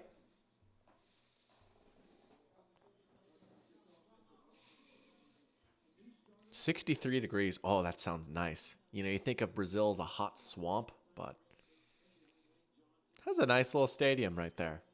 I say little. I mean, it's pretty big. It's pretty big. But here we go. 3rd and long now. Hey, I tell you what, the Packers get a stop here. They could get the last possession of the half potentially. They're going to bring pressure again against Hurts. And he stands up and finds the open man. Jalen Hurts has been answering the call against the blitz so far tonight. There's Dallas Goedert for a first down. The Packers' blitzes have not been working. Hurts has been able to stand in there and find the open guy quickly. Borderline pick play right there. No contact from A.J. Brown, but he's just trying to settle down a little bit, set a quasi-screen. Easy pickup right there on the drag for Dallas Goedert. That was a nice play design right there. Kellen Moore has had some good answers for the blitz too. I've been pretty impressed with Kellen Moore so far today. He's looked like a good hire in this first near half of football. There's Saquon. Oh, he just ran into his own guy.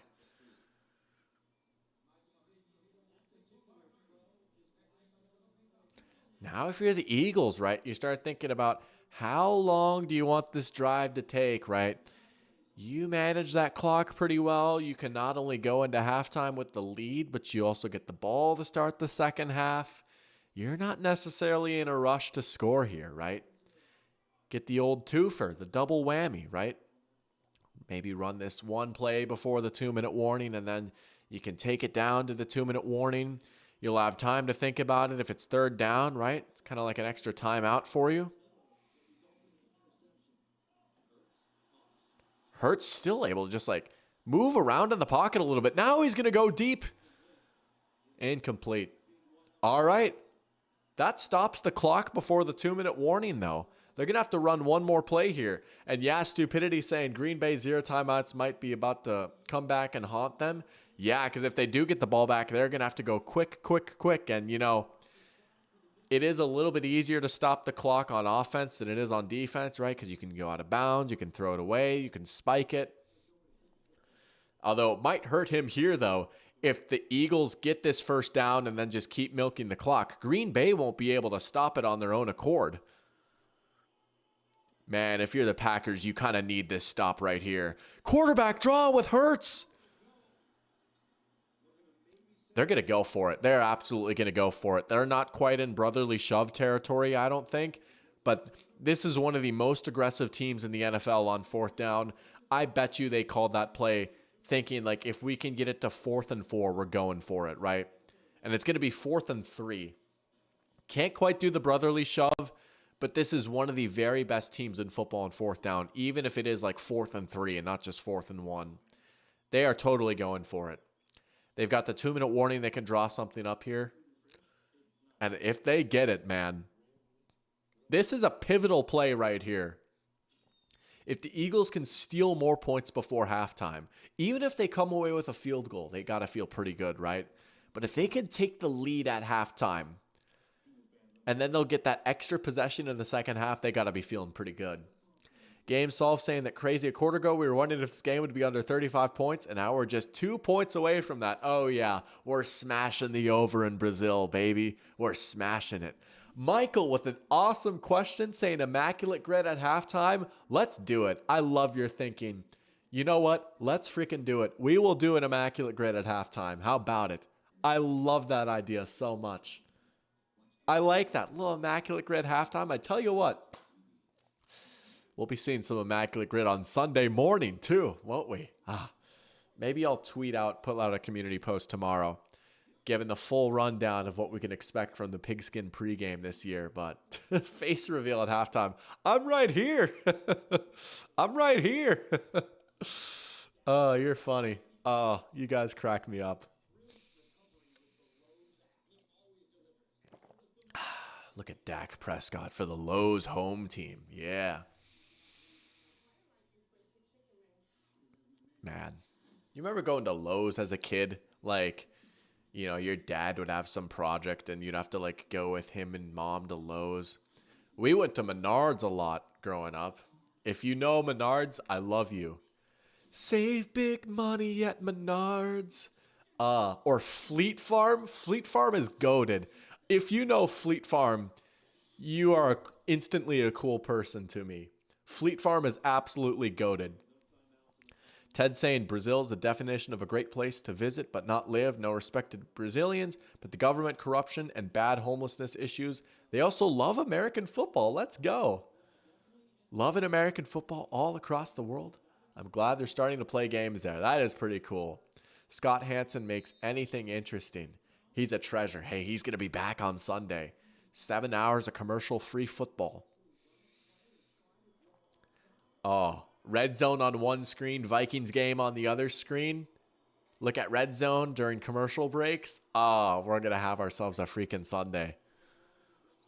4th and 3. What do we got here? Goddard in motion. Ooh, almost jumping for the Packers. Oh. They tried to draw him off sides. So I guess, are they just going to kick it then? I don't know. I mean, I guess you get the field goal right. It is a long kick, but Jake Elliott's a pretty good kicker. No, they're going to go for it. I mean, look at, like, they're talking with Hurts. I don't know.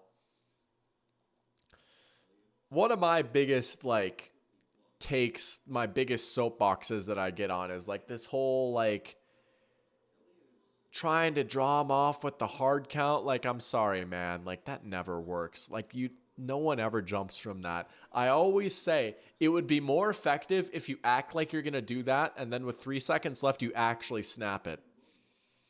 That's just me. I'm not a coach for a reason, obviously, but I want to see one team try that. The fake hard count and then actually like run the play. And look, they're going to run a play anyways. I guess they just wanted to see what look Green Bay came out in, probably. They still have 2 timeouts. Here we go. They're not going to blitz this time. Just rush 4. Oh, nice throw to Davante. That was a nice throw right there. Tight window.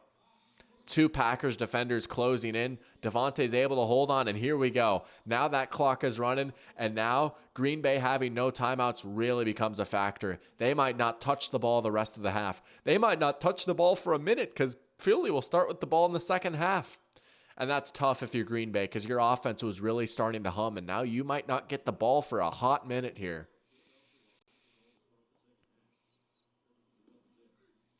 Yeah, they're going to run. Why wouldn't you? Get more time off the clock. Be the last team to touch the ball here in the first half. There are plenty of teams that have tried to fake hard count again, maybe not fully committed to it, but it's been done. You know, that makes sense, right? Like, there's no way that Dr. Pigskin is the first person to ever think of that. Dr. Pigskin should not be smarter than an NFL coach. Oh, that's funny.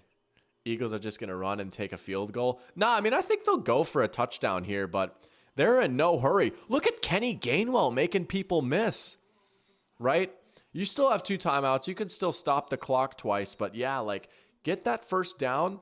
You take a timeout here. You can come back to the run if you want. During this timeout, you can kind of go over what your next few plays are going to be, but look at the effort by Kenny Gainwell. This Eagles coaching staff loves him. They adore him. And it's plays like that. He's kind of a scrapper. He's a scrappy guy, but he's a pretty good player. All right. Well, I guess I don't know if it's a break yet. I'll get another I can't speak right now. I'll get another scene for OBS set up soon for this immaculate grid action so we can try and keep the scoreboard like this. That's why you're not a head coach. Hey, neither am I. Believe me, if I could be, I would be, right? Like, if I could be like a part of an NFL team, I totally would be, right? I knew from a very young age that I was not going to be an NFL player. My dad actually told me when I was in like 3rd grade, and I was like, I'm going to play football. My dad was like, Eric, just so you know, like, you're not going to make the NFL. He was right. Hurts able to escape. Oh, that's a big sack. That is a massive sack right there. Man. Big time sack. Is that Keyshawn Nixon?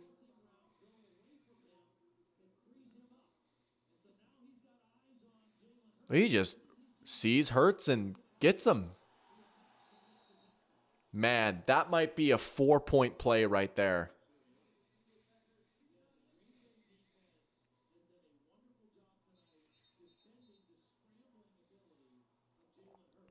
Now the Eagles are going to call their last timeout. I mean, they have to, right? That clock is running.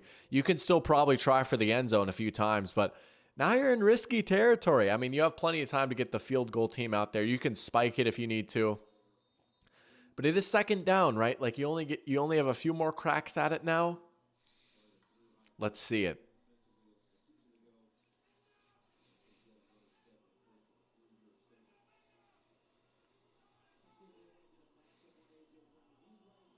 A.J. Brown in the slot. They're circling him.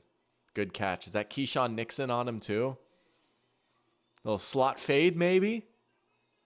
Oh, do we have movement? Another flag. Another flag. Man. Oh, false start.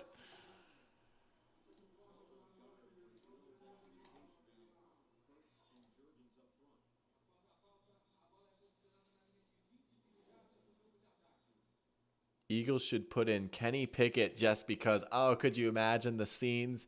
Here comes Kenny Pickett in Brazil. Oh, that's funny. Just why not, right? Kenny Pickett, last second touchdown right before halftime. He just doesn't see the field again. No explanation. Hurts? Yeah, you just dump it off. Man, you're going to get tackled in bounds, though. You're going to get tackled in bounds. You can spike it, though. You have plenty of time to spike it here. They'll be able to get a field goal out of this. Man, if you're the Packers, though, you keep that lead at halftime. Big defensive stand there. This has been a game of some big defensive stands. Offenses have heated up, right? The field goal will put it as a two-point game. No, I almost said two-score game. Kenny would be the most likely to make it out of Brazil, or to not make it out of Brazil. Yeah, he'd get like lost, not find the plane or something. Hey, that's a former Steeler and a Steelers fan right there. Elliott's going to make this, right? He's pretty money.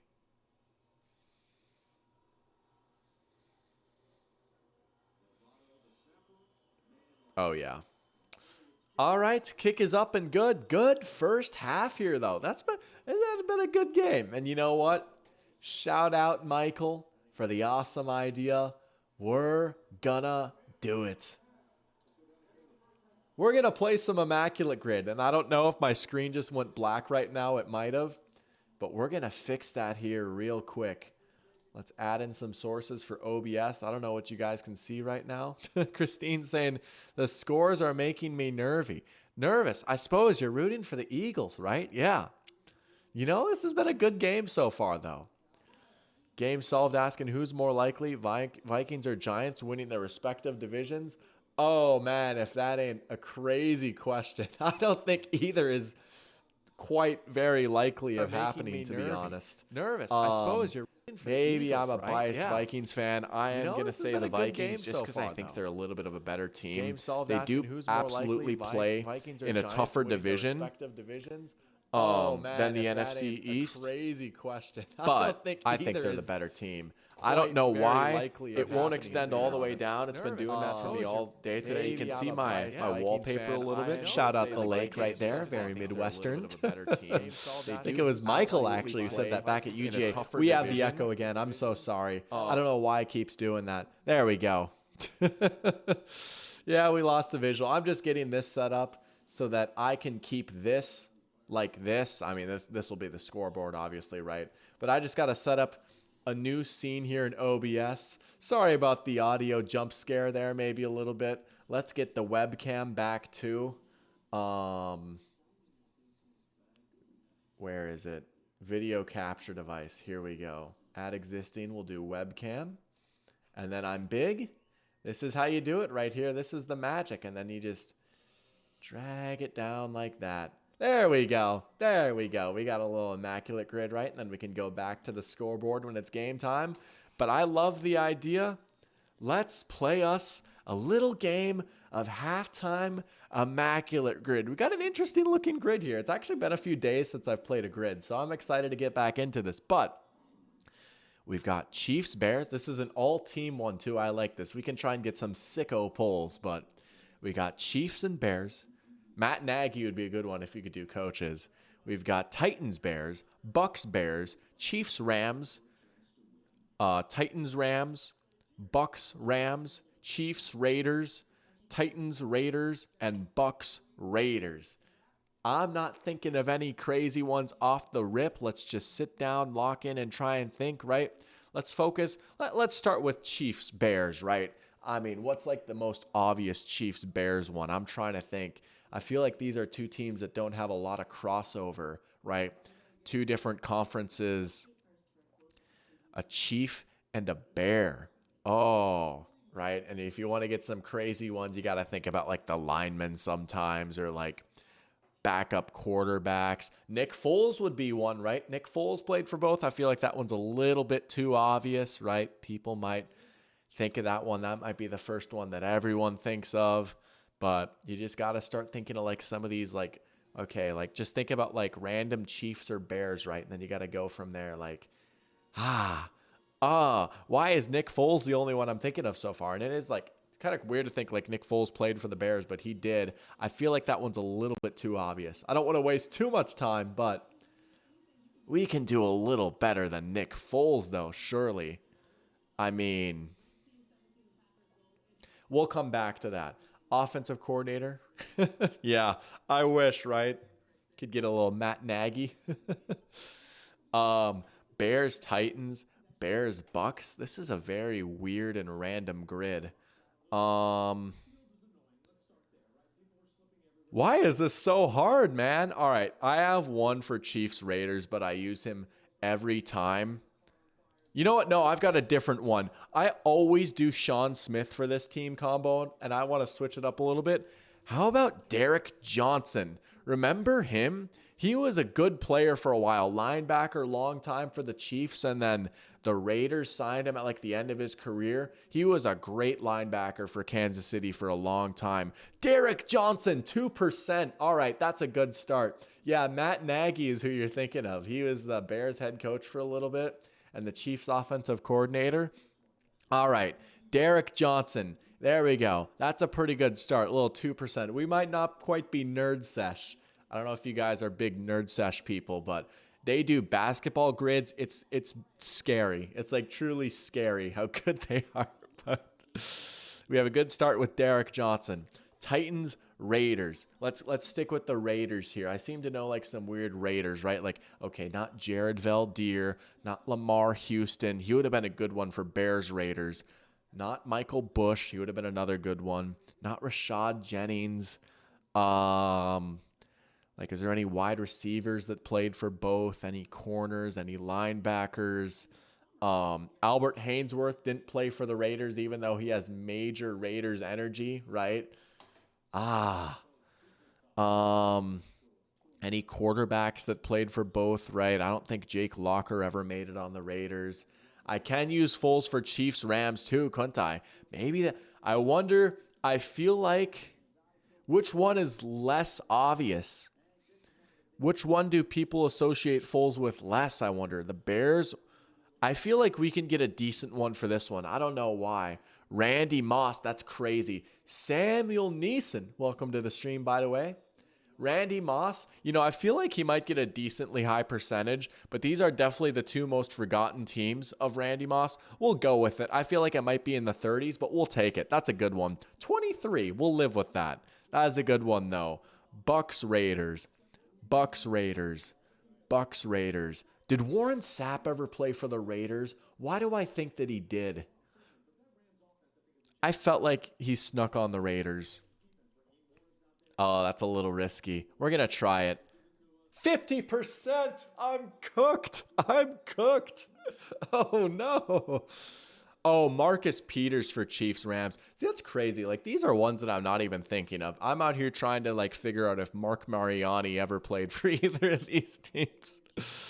Oh, we can do better than this. All right, we got to lock in. Aqib Talib would be the obvious one for Bucks Rams, right? Ndamukong Suh would also count for that. So if we can think of one outside of those two, we might get a decent pull right there. We'll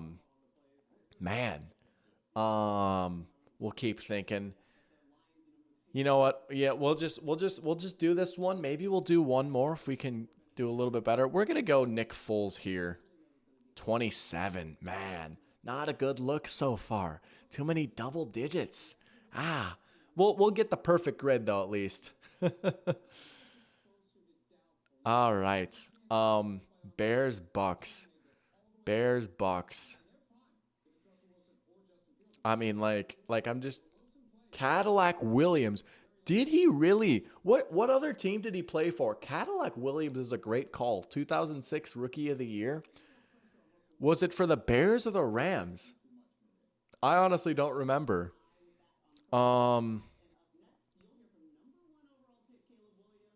Man.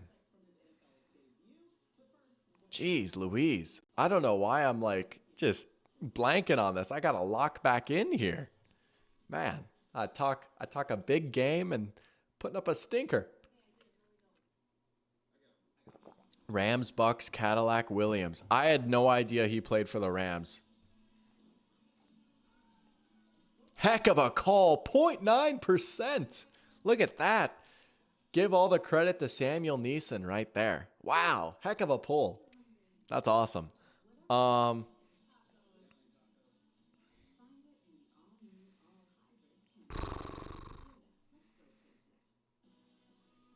I feel like there's one that we can get for Titans Rams.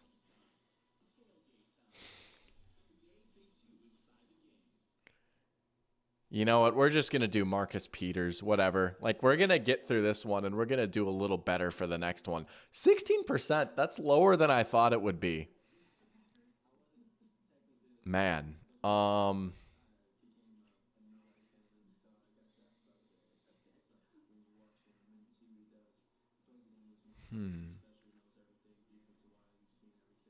Titans, Rams. Jeez. Why can I not think of a single one? Kenny Britt. Yeah. Kenny Britt. That's an easy one. He had 1,000 yards with the Titans. 5%? That's it? That's surprising. That's a little surprising it's that low. Kenny Britt's like an obvious one, though. Dang. That was a good call, though, Jack. I say that's an obvious one. I sure as heck didn't think of it. Samuel Neeson with the Kenny Britt, too. All right. Man, you guys are coming in clutch here. Mike Glennon, Bucks, Bears. Yeah. And then, all right, surely we can come up with one on our own here for this last one. Bears, Titans. Not Jay Cutler, not Kyle Orton, not Mitch Trubisky, not Rex Grossman, certainly not Urlacher or Lance Briggs or Charles Tillman or Tim Jennings, not Tommy Harris or Nathan Vasher or anything like that. Some receivers, not Johnny Knox, right? Not Devin Hester. Not Earl Bennett, although that's crazy. I've not thought about Earl Bennett in years, and now I'm thinking of Earl Bennett, but it doesn't help. Not Devin Aroma should do. Tight ends, maybe. Not like Zach Miller or anything. Goodness gracious. Why is this one so hard? Man, they cooked with this team combo. They cooked with this grid. They made it tricky. Bears, Titans. Come on. I'm literally just gonna think of one and then take it. I'm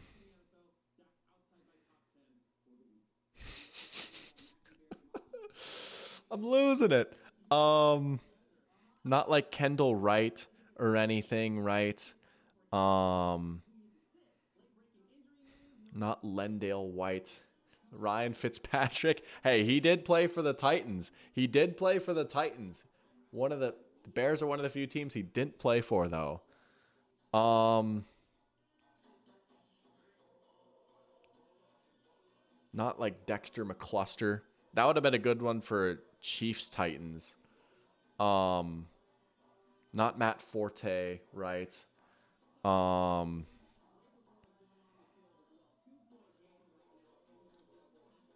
We're going to take the L. We're going to try a different grid. That's so sad. Who could I have gotten? Who was like the most popular answer? Wow. Dante Foreman was the most popular answer for that one. Man, all right, that was kind of a stinker. We're going to try one more quick one here. We're going to see if we can do a little bit better before the second half starts. Here we go. Here's the matchup right here. All right, Eagles, Packers. Let's lock the freak in for a second. Why do I want to say Cullen Jenkins? Come on. Yes, Cullen Jenkins. We are so back, baby. How did I get that? Let's go. Cullen Jenkins off the rip. All right, now let's think of some Packers and Jets, right?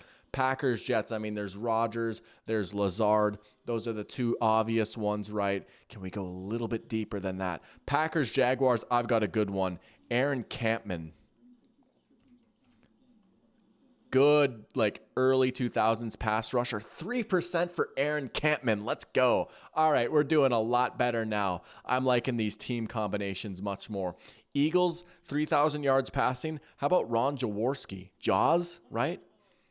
Went to a Super Bowl with him. We'll take a little 8% action right there. Jaguars, we could go with Bortles. We could go with Trevor Lawrence. We could go with, Brett Favre would have been a good one too. Yeah. Bortles and Trevor Lawrence are going to be two of the big ones. And Mark Brunell. How about David Garrard? David Garrard had to have gotten 3,000 yards, right? Did I spell his name wrong? Let's go. David Garrard. Big strong arm QB. If you know, you know. All-time call right there by Gus Johnson. All right, we've got to hurry up here. We'll go for Jets 3,000. We'll go Ryan Fitzpatrick. He had a great year with the Jets. We're going to speed up here because the game is about to start. We will take Brett Favre for this one. We're going to try and get another immaculate grid here. Eagles, Dolphins, Jay Ajayi. We're doing much, much better now. Jets, Dolphins, Jason Taylor. Oh, we're locked in now. And Jaguars, Dolphins. Last one. Can we finish this off? Jaguars, Dolphins. Brian Leftwich. Wait, really? Oh.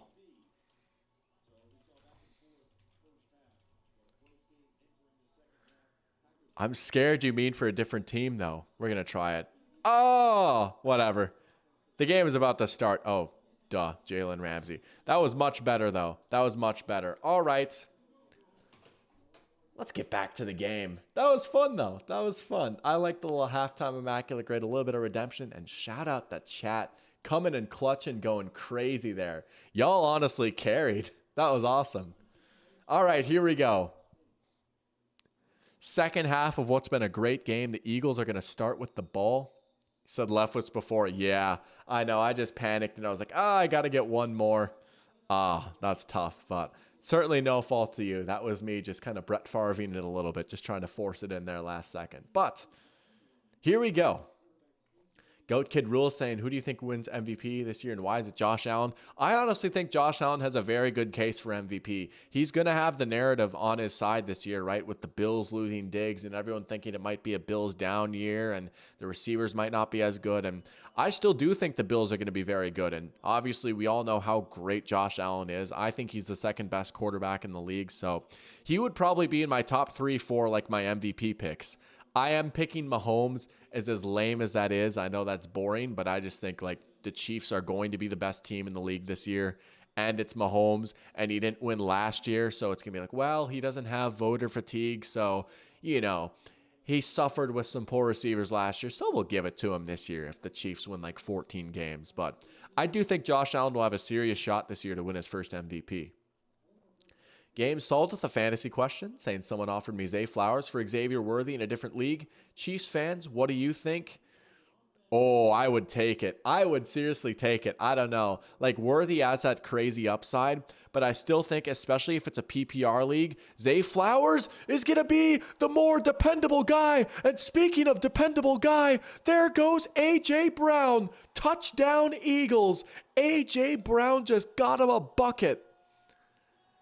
That's been the matchup all game, and A.J. Brown has won again and again and again, and this is what we were worried about, right, with this new Packers defensive coordinator. Are you sure that you want to leave your guys one-on-one with these receivers? First play out of halftime, just a little short motion, and A.J. Brown just beats Jair. He just beat him. Got him on a little double move, right? Those are hard to cover, especially one-on-one. And that's the risk you run. But here we go. These two teams are off to the freaking races. 24-19. Arthur Juan Brown is good at football. I had no idea that's what AJ stood for. That's awesome. Stupidity saying, talking about a booming play. Football's booming right now. 67-yard touchdown to A.J. Brown. He's now over 100 yards. And yeah, Jair just has not had it against A.J. today. I mean, very few corners could hold up one-on-one all game against A.J. Brown. Man, We got ourselves a good game here. They're playing Fly, Eagles, Fly again. Fly, Eagles, Fly indeed.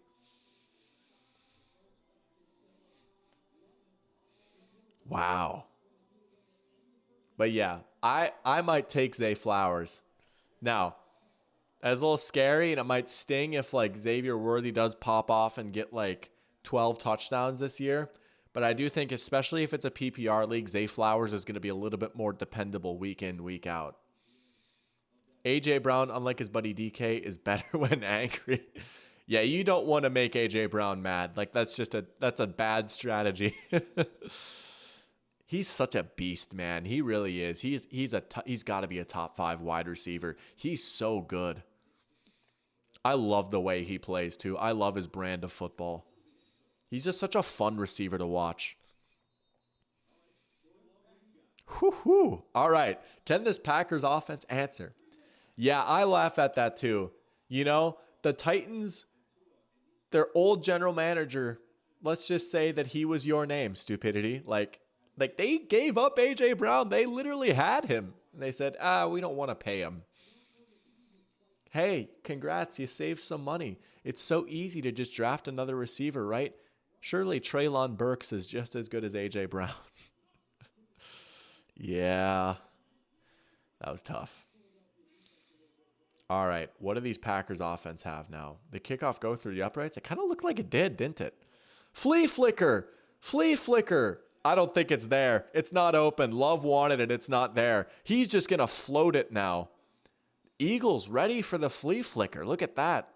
He had all sorts of time, but no one was open.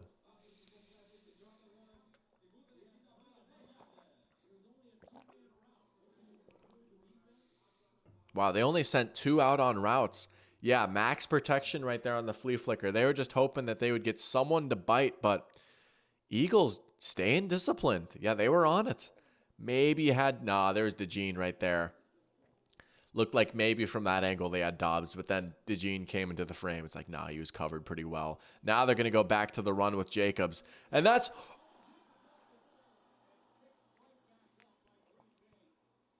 I was just about to say that was Jacobs' best carry of the game, and then he does that. And the Packers are very lucky to recover it.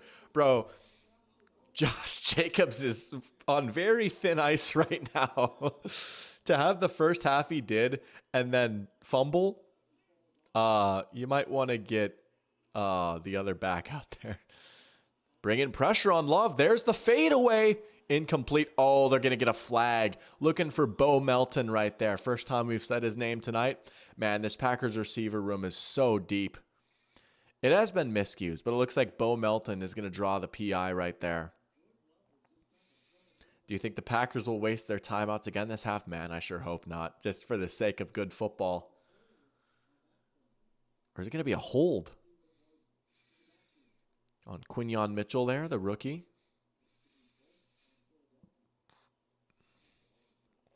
Love tried to hit the fadeaway there. That's the first time we've seen him try and do that tonight.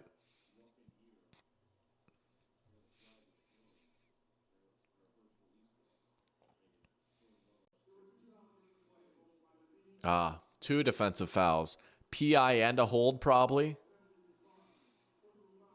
Oh, they're going to take the roughing the passer. Yeah, they probably get a few more yards out of that one. So a double whammy, right? You get Quinyon on the PI and then Zach Bond roughing the passer. They're going to say it was because of the forearm. I mean, they kind of got him in the head. I mean, either way, the Packers were getting the first down on that play because of the PI, right? So it's not like it really mattered. Like, it's just the case of, like, maybe a few extra yards, but that's not the worst in the world then, I guess. But fresh set of downs for the Packers.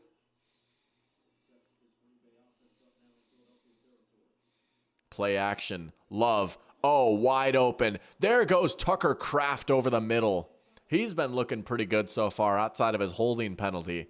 They've called his name a few times now. And again, it's not even just the receivers. They have 2 legit viable tight ends too. They just invested so much into their pass catchers to make life as easy as possible for Jordan Love. Packers, they draw the penalty and then they just come right back and hurt you on first down. Man, these two offenses are starting to cook now, aren't they? Already in the red zone. Now they'll go back to Jacobs. Man, just still, I can't even fault him that much for dancing around in the backfield right that. He's looking for a hole to open up, but at some point you just have to go north-south, and then he commits. He gets like 2 yards. Man. But yeah, Emmanuel Wilson is their leading rusher right now. Jacobs has 8 for 12. Stupidity saying he has no idea who's going to win this game. Me neither, honestly. Feel like somebody's going to throw another interception to lose the game. Yeah, I love Jordan Love, but he's been playing with fire with a few of his throws. I could see him being due for a pick here soon. Maybe not on this drive, but... even that one, that's a tough throw to make right there. And he put it in a decent spot so it won't be in harm's way, but he's got an unbelievable arm, and man, he knows it, and he will push it to its limits. Jalen Carter is starting to heat up too. That's a great rep by him. Going up against the rookie. He had a solid season. He didn't play a ton. They kept him out on the field for usually obvious passing situations, but he's played a lot more today. He's looked pretty good so far. He's having a pretty good game. You got to snap the ball for the Packers. Here comes the blitz. Oh, yeah, they're going to get the PI on Wicks. Love with the fadeaway again. He saw the blitz coming, right? And that's what it's so good for. You could just buy that extra second, right? And they weren't able to get the touchdown, but they're able to draw the PI there. Automatic first down. Wicks going against Avonte Maddox right there. Oh, yeah, he would have cooked him. He would have cooked him right there. Yeah. I love me some Dontavion Wicks. So you get the ball at the 1 yard line now, pretty much, right? I don't think it occurred quite in the end zone, but I know it hasn't been working, but maybe you'll just want to try and slam it in with Josh Jacobs right here, right? This is a big reason why you got him. You're at the 2 yard line, first down and goal. First down, try and slam it up the gut. If that doesn't work, then maybe you can open it up a little bit. Although they do like to pass a lot at the goal line, and here they are in shotgun. But they could run out of this look easy. They will.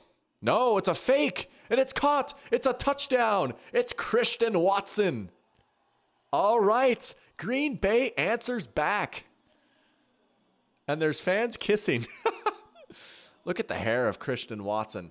Good answer, though, from the Packers. We've got ourselves a nice back-and-forth affair right here. Watson just beats him on the slant. Nice catch in traffic. Go, Pack, go. Ringing out in Brazil. Wow. But yeah, good answer from the Packers. They get a penalty to help them out, but hit a few big plays through the air, and they get the lead back. Game solved, saying they got to go for 2. They're just not going to do it, I don't think. I just don't think they're going to do that now after they tried the last time and didn't get it. And it's funny, these Shanahan tree coaches, they're such brilliant and innovative offensive minds, right? But when it comes to game management and going for 2 and being aggressive and stuff like that, they're pretty old school, which kind of makes sense when you think about Kyle Shanahan is the literal son of Mike Shanahan, who is just a coach from a different era of the sport, right? And I'm sure he passed those teachings down, and then Kyle and Matt LaFleur and Sean McVay and Mike McDaniel are all best friends and everything. And so, Sean McVay, I love him, but his clock management and stuff. And he even admitted it kind of hurt him last year, but they're not going to go for 2 there. I get it. They tried last time. They didn't get it. Stupidity saying this is where going for 2 earlier hurts them. Yeah, because now they're up 2, right? Maybe they should have tried again to get it back to 3, but either way, you're happy you came away with a touchdown there, and you're back in front. But your defense has to figure something out, right? Because man coverage against A.J. Brown has just not been working. You got to find an answer for A.J. Brown. He's been killing you. Their defense, once Philly stopped turning the ball over. They've been good on pretty much every drive. So touchdown, field goal because they ran out of. Well, no, they didn't run out of time. I mean, they did run out of time, but like, it changed the way that they managed that drive, right? But it was like, I'm just gonna switch it over real quick to see. You might even still be able to see, but yeah, Philly had the fumble and then touchdown, field goal, touchdown. Like, they've been cooking on offense. But I guess that didn't even change anything. I guess we could look at the box score too. Love's completion percentage doesn't look great right now. He's had a few misses. There's been a few drops, some slips, but 161 yards, 2 touchdowns, no picks, taken only 1 sack. Hurts on the other side, 15 for 23, 221, 2 touchdowns and a pick. Only 1 sack taken for him too. Both these quarterbacks have looked pretty good so far, I gotta say. These are 2 of the better quarterbacks in the NFL, and they're playing like it right now. I'm gonna check my dynasty team with Jordan Love. Oh, and I'm going up against Jalen Hurts too. Wow, that's crazy. This is a 2 QB league too. My 2 QBs are Jordan Love and Anthony Richardson.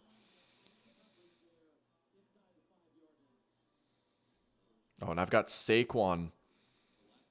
Oh, I got to swap out my kicker here. I'll do that later. But I've got Saquon in my other dynasty league. He's got 19. Nice. Josh Downs is out. All right, I'll set my lineup later on the Pigskin pregame, but I will got to do that. I've got some administrative stuff to take care of with my fantasy team, but Jordan Love looking pretty good so far.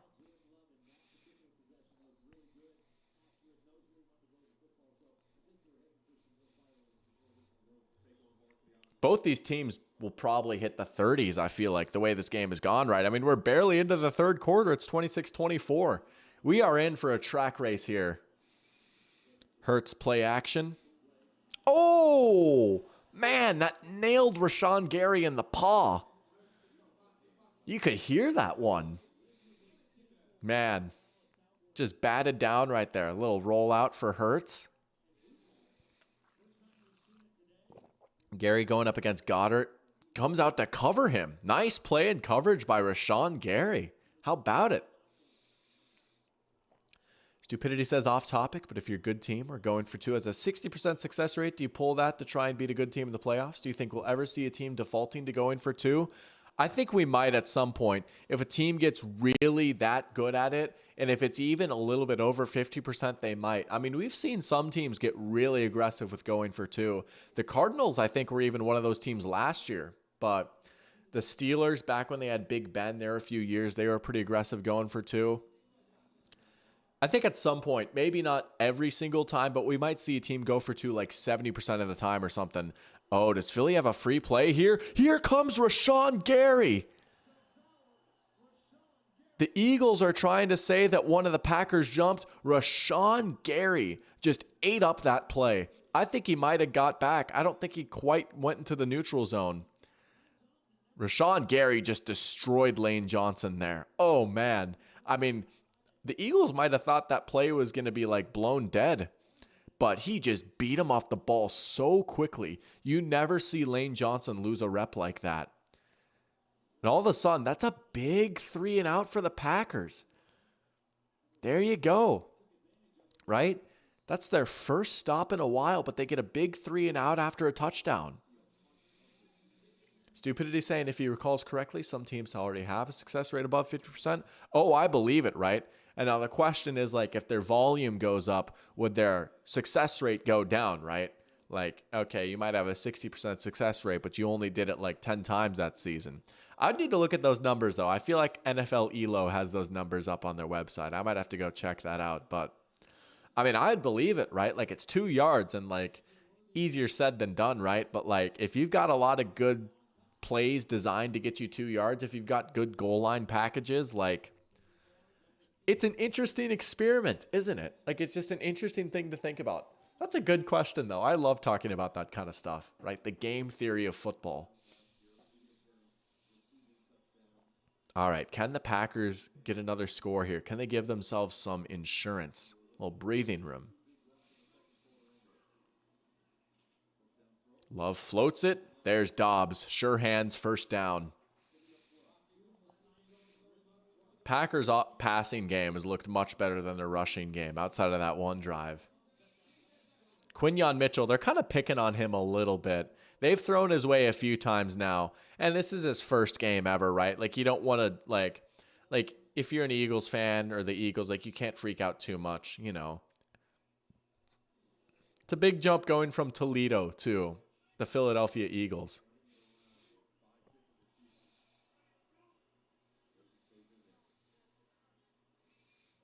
Oh, yeah. They had two guys going in motion at the same time. That's a penalty. A little bit of miscommunication right there.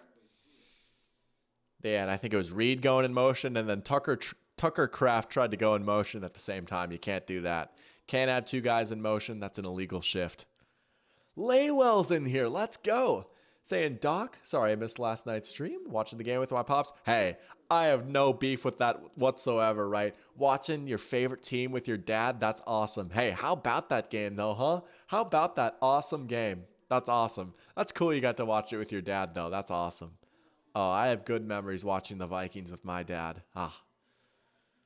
I'm sure when I'm home for Thanksgiving, I guess the Vikings don't play on Thanksgiving this year, but I'm sure we'll find a way, me and my dad, to watch a game together this year. But thank you for being in here. Good to see you back in here. We've got a great game on right now. I don't know if you've got it on or not, but some good offensive football right now. 1st and 15, though, after the penalty for the Packers. Christian Watson's jersey looks crazy. Love's got all day. Oh, he just missed him. He had him on the dig route right there, looking for Jaden Reed. You know, those will still happen sometimes with Love, right? But man, you just really, like, if you want him to take the step into being like the guy, you really want him to hit those, right? Like, that's the throw that like a top 5 quarterback's got to hit in their sleep. And maybe he's just not quite there yet, but there's all the ingredients there. Sweated that one out. Oh, yeah. I mean, what a game, right? By a toe. Can Love redeem himself? Oh, that one might have been a little bit more of a drop. Still maybe not the best throw ever, right? Maybe put it a hair behind him. We'll have to see another angle. But Dobbs still probably could have caught that. Oh, that's too bad. Don't have Peacock. Next best thing. Hey, thank you. Appreciate that. It is a shame how many streaming services you need to watch football. Man, but I wish they would show another replay of that throw to see if it was like behind Dobbs, you know? The flag. Hey, you always can. Now they're just going to, oh my goodness. Nakobe Dean dropping the hammer on the screen. We'll see about the flag. I feel like it'll probably be on the Packers. What a hit by Nakobe Dean, though. Twins lost. Oh, brutal. They kind of needed that one. Another illegal shift. They didn't get set. Matt LaFleur's not pleased. Yeah. Man, that is a vicious hit right there. A flag. Seen a lot of those, haven't we? But big, hey, back-to-back 3-and-outs now, I think, right? No, maybe the Packers got a first down, but either way, back-to-back defensive stops here. Big answer from the Eagles defense. Your offense goes 3 and out. Give them a little bit of help here. Here we go. Here's a return, and here's another flag. Good punt coverage right there. Packers swarming to it. The Royals do need those games too. Hey, it's quite a division race, I gotta tell you. I like following baseball. I won't lie. Like, I don't watch every single Twins game, but I keep up with the Twins. I like to try and make it out to a Twins game. I love going to Target Field, but I think the Royals might have leapfrogged us now. Yeah, we're third in the division now. Tough. And I tell you what, we've got a few big series coming up. We've got this one. Then we have the Guardians, obviously, and then that Red Sox series might be big because the Red Sox are the next team up for the wild card. That would be pretty disappointing if we missed the playoffs. Could you imagine if 3 AL Central teams made the playoffs? That would be funny after how bad the division was last year. That's why they call him the General. Oh, he was such a beast at UGA. Come on, Snakes. Make the 8. Sorry, the heart blocks it sometimes. I take it you're a Diamondbacks fan. The 8-run comeback. Nice.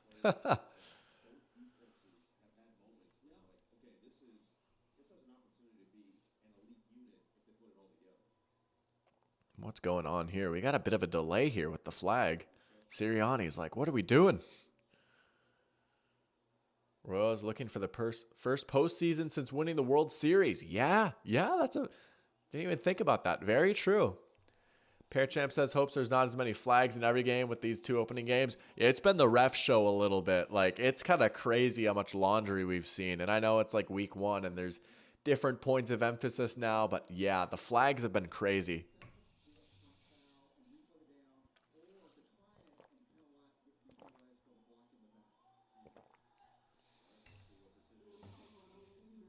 Oh, and it's fouls by both teams, of course. So they're just going to offset. Are they going to have to punt it again?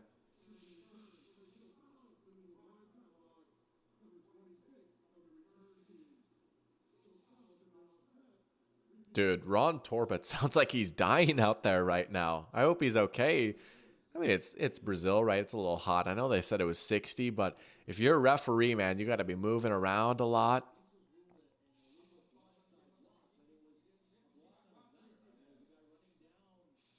So they are going to have to repunt it. I think the players on these teams have just been sloppy more than the refs being harsh. Oh, yeah. I mean, there's been just sloppy play too. I just think it's a little annoying when it takes this long to sort out, but I get it. They're just doing their job. I won't even I certainly would not do any better. I would be so hilariously bad if I was a referee. It could be easy to say the refs stink, and I don't know. When I say the ref show, it's just it's kind of annoying when it takes a while to sort things out. Honestly, my hot take, I don't even think the refs were that bad in last night's game, But there has been a lot of flags and they're just changing up the points of emphasis, and it's just been a sloppy game. Flags are usually insane to start the season. Still sucks, but at least it's not NBA reffing. Yeah. Point of emphasis, always kind of lame. I mean, as a fan, it was fine seeing Ronnie Stanley get made an example of, but just to be unbiased, I feel bad for him. Oh, yeah, right. I mean, for that to keep getting called over and over and over again, it was pretty rough. They did the same with Jawan Taylor last season. The Jawan Taylor game last year was crazy, man. That was one of the craziest things I'd ever seen. What's the term? Is it Chekhov's gun?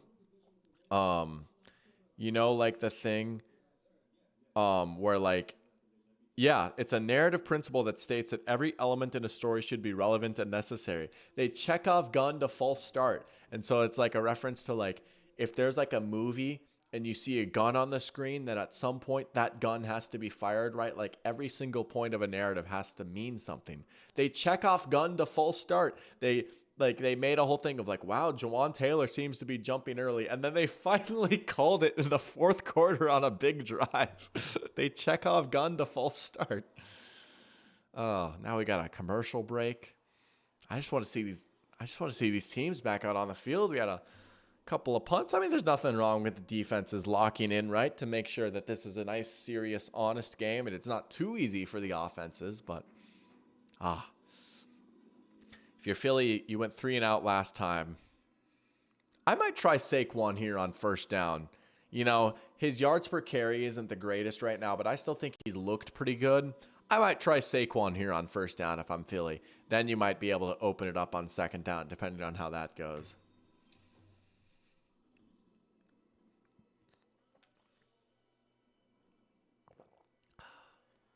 But yeah, a lot of people were unhappy that the Chiefs won. And I really like the tweet by Greg Rosenthal. He put one out last night. He's like, it's kind of crazy how the Chiefs always seem to be not just lucky, but also the better team. I honestly think the Chiefs were still just straight up the better team last night. I thought they looked a lot better on offense, and their defense made life miserable for the Ravens.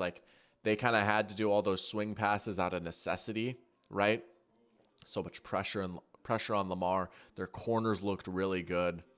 So They were lucky, absolutely, like to like win because of a toe, but also they were. I honestly think they were the better team too. They were both the better team and the luckier team. So I like the way that he put that. This has been a pretty even game so far, I would say. Both these teams have looked pretty darn good.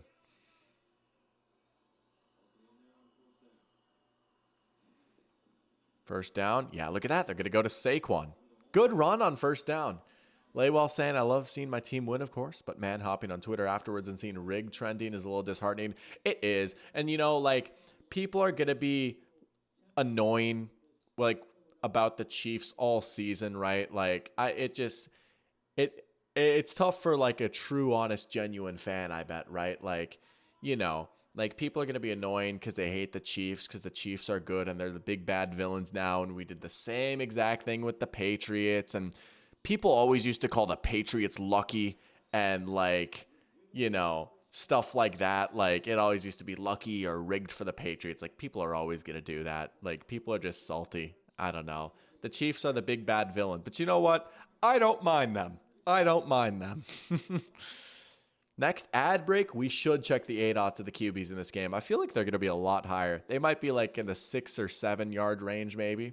Multiple third and longs that they converted with that little pass to the running back. Yeah, Justice Hill was kind of a beast last night. 3rd and 2 now. They tried another keeper with Hurts. They've been trying to set that up a little bit. Oh, great play right there. No, they didn't whistle it? Okay, I was going to say, I mean, there's no way, right? Jair with the fake juke right there. That was a great play by McDuffie, though. Just busting free, getting some pressure on Hurts. Back-to-backs, 3 and outs now for the Eagles offense. Maybe too far in their own territory to go for it. He was just ready for it. Hold on a second.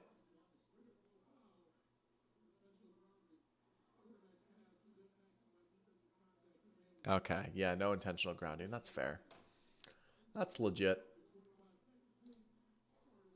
Let's pull up these ADOTs, shall we? Okay, there we go. All right, Green Bay, Philadelphia. There, you're just going to punt it? All right. Wow. I was way off. They're way higher than the 6s or 7s. Jalen Hurts is at 8.7. Jordan Love is at 9.3. All right. Jordan Love's completion percentage over expected is negative 14.3. I mean, he has missed a few. Some of them have been on him. Some of them have been on the grass. A few have been drops. But he has, like, there have been a few plays that should have absolutely been completions that weren't for the Packers. But both quarterbacks, I mean, yeah, they've been putting it down the field a decent amount. So McDuffie got him good. And RPO, were you trying to read 2 conflict defenders? Yeah, but they were just ready for it. They played it about as well as he possibly could have. Nice little play right there.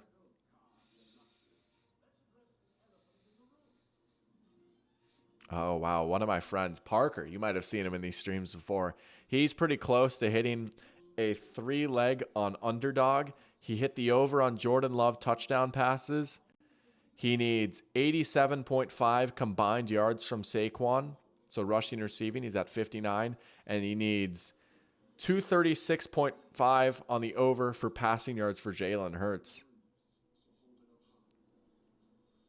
He might hit that one. Parachamp saying Packers defense wants to win this game. Can the Packers offense lock in? Yeah, back-to-back stops here. Right, if the Packers can get a touchdown here and go up 2 scores, that's pretty big. The Packers defense has done a good job rallying and adjusting after like 4 straight scoring drives for the Eagles. But it's still just, there's just been little moments of sloppiness from those Packers offense. It looks like a combination of the first half and the second half of last year, right? Because the first half, like, a big reason why I really think they struggled is this was just a really young team that hadn't really played together a whole lot. And there are just so many silly mistakes like penalties and drops or like running the wrong route and stuff. And I think that's a big reason why, like, Jordan Love struggled a little bit, and this offense struggled. And then once they kind of gelled and hit their stride a little bit, I mean, they were unbelievable down the stretch last year. We've seen those glimpses of like, wow, this is a really good offense. We've seen some great drives, some great plays, but then we've also seen some drives get killed by those same silly mistakes rearing their head. So it's just been a mismatch a little bit. And, you know, this is still the youngest team in the NFL. So yeah, there might be another slight adjustment period, but this time, like, they might be good enough where they can, like, tread their water a little bit through this sort of miscue era, if you will. Oh, Lewell read the award prediction. Let's go. Thank you for reading that. I'll get to that in a second here after this first down play, but I like your thinking. I actually kind of like your thinking. Jacobs. Oh, he broke the tackle there. All right, that's easily the best run of the night for Josh Jacobs. Again, the Eagles were kind of able to break through and get into the backfield, but Jacobs was able to shake him off, pick up a nice 8 yards. But Lewell saying, hey, Doc, read your honors award predictions. Love Max for DPOY, and I love the Stingley as your dark horse. But thoughts on Aiden Hutchinson being in that convo? Oh, absolutely. Aiden Hutchinson is a player that is much better than I thought he was going to be. And I didn't even think he was going to be like bad or a bust, but I just thought he had a very capped ceiling. I've been kind of wrong. He's been pretty darn good. And I tell you what, he is such an important player on that Lions defense, and he's gotten better like in his first 2 years in the league. You know, he has a shot. He would probably be like a good like guy to finish top 10 in that award for sure. And if he takes another step forward this year and the Lions are really good, he's totally got a shot. Nice extra 10 yards from that broken tackle. Yeah, because it could have been a loss. Here we go. Here's a loss. Holding. I mean, it's a holding. Is that Rasheed Walker again? That's his third penalty today. Man. He's been kind of struggling today.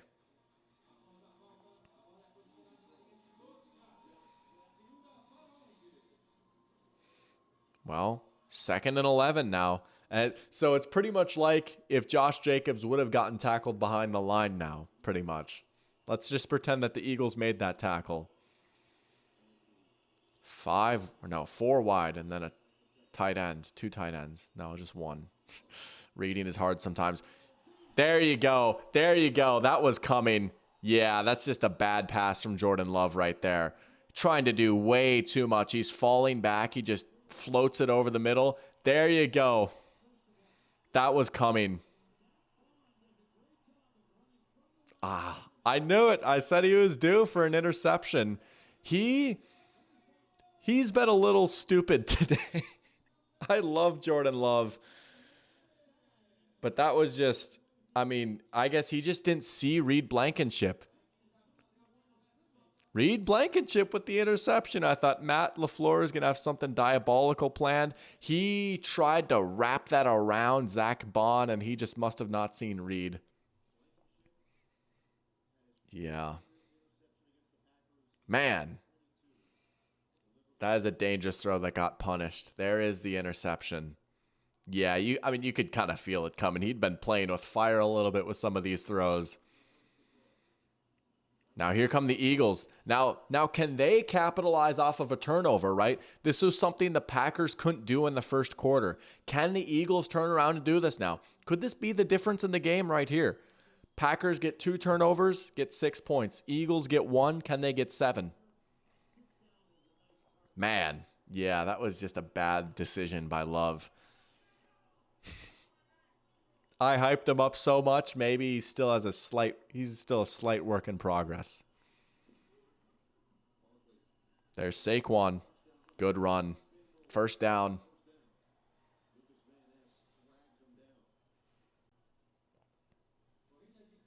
Oh, he's got to watch it back on the Microsoft Surface tablet. Yeah. Got to keep your chin up, though. A lot of game left, right?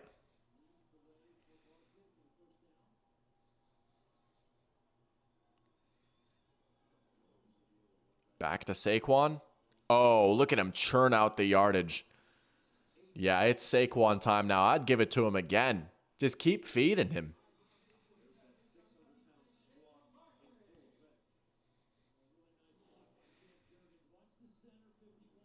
Hey, Cam Jurgens, nice block right there. Look at that. They're shouting him out on the broadcast. The Kelsey replacement. He is having a monster game. He's looking good. Only 58 rushing yards, but he had that receiving touchdown. Yeah, give it to him again. Is he going to power in? I think he's in. Yeah, he's in. Touchdown Saquon. Man, he's been a beast today. He's been a beast today. 3 touchdowns for Saquon now. Pretty good first football game for Brazil. It's been some outstanding offensive and defensive plays, and it's been a pretty close game. You're absolutely right, game solved. Look at that. The Brazilians getting a nice taste of American football right there. It's just an inside run out of shotgun, right? And they did that a lot last year. Good push by the line. Saquon able to fall forward. Yeah, Eagles. Man, maybe I should have stuck with the Eagles as my pick. I made that pick and then I flip-flopped and I picked the Packers for my pick'em challenge. But you know what? There's still a lot of game left, isn't there? There's still a lot of game left. Nice little mix of jerseys in the stands too, right? That's another fun thing about these international games, right? Some people just want to go so they can say they go to an NFL game and they're not necessarily fans of the team. I saw a Vikings jersey up in there. All right, 31-26. Good football. We are watching some good football. Oh. I will already call this a good game, right? No matter what happens the rest of the way. I've been very entertained. We're 2 for 2 with good games so far, if I say so myself. Let's go. But yeah, Saquon is feasting early. Saquon looking good. He's got 27 points for me in my half PPR league. Wow. Oh, I had Zay Flowers in that league too. Still 20 minutes of game clock to go, though. It already feels like more action than last night. Yeah, last night was a very defensive game, dare I say. And it's not that like both quarterbacks. I thought Mahomes and Lamar did play pretty well, but it was a lot more of a defensive game. And I do think like those are probably 2 of like the 7 best defenses in the NFL, right? And it just always seems to be a bit of a slower game, right? And the Chiefs kind of play a slow brand of football a little bit, where these 2 teams, like you could definitely feel like, okay, we might see some more scoring in this one. These 2 teams might be a little bit more open to just kind of open it up a little bit. Lewa also picked the Packers. Yeah, I mean, hey, there's still a lot of game left though. But yeah, this one definitely has had a different feel. The last night's game was just a slow grind, a nice slow burn, and then it really picked up at the end, right? It's like a slow cooker, you know. Today we've got a track race. Today has been a back and forth thriller. In Spags we trust. He had a heck of a game last night. Spags was awesome last night. Man, it is just unbelievable how the Chiefs just have him, you know. What a weapon he is for them. A Jelly Roll commercial. Jelly Roll mentioned. Wow. Second player with 3 TDs in the Eagles' debut. Only other one being Terrell Owens. Wow. Oh, they're playing a hype song. Yeah.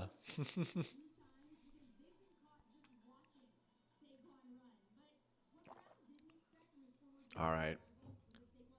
Here you go, Packers. What do you got for us, Jordan? Bounce back from that interception, young man.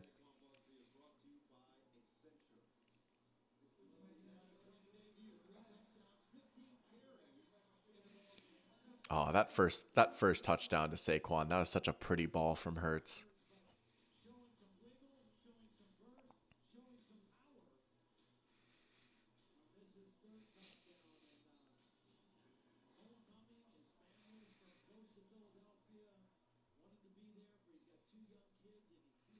It's no Narcos. Facts. Oh, Edwin Diaz. That entrance is electric. Low key, I feel like he's kind of fallen off this year a little bit, maybe. All right, there you go. That's a decent start. Little Romeo Dobbs action. Get a nice 8 yards on first down. Love's just got to settle down a little bit. He's just trying to do a little bit too much right now, it feels like. Been a little inaccurate at times. Laywell's got a buddy who put $10 to win $1,500 on both teams getting a rushing and passing touchdown in each half. He's a Green Bay touchdown away from hitting it. Very possible. That's a crazy bet to make, but honestly, not bad. There's Jacobs for the first down. It could totally happen if the Packers get down near the goal line and they just try and smash it up the gut with Josh Jacobs. This might be the last possession here. Well, we'll see. I always get so ahead of myself. This might be the last possession of the quarter. We'll see. Michael thinks 2022 was just an anomaly for him. Yeah, you're talking about Edwin Diaz. He was pretty good with Seattle, though, wasn't he?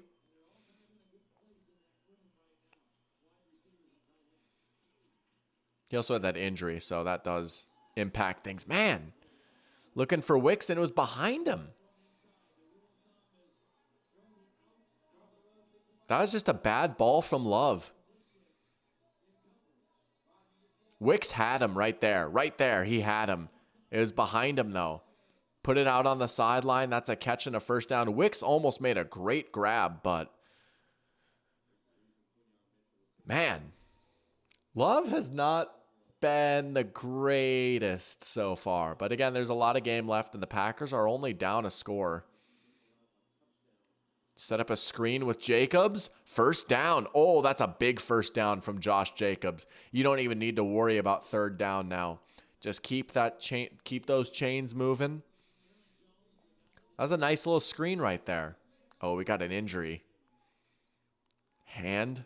Ugh. Is that CJ Gardner-Johnson? It is, number 8. I got to learn some of these players' numbers here now.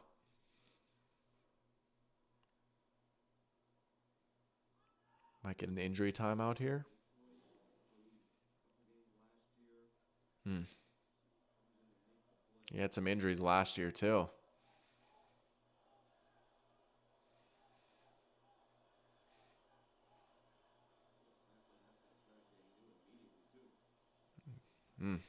Never like to see that getting helped up, but hopefully he'll be okay.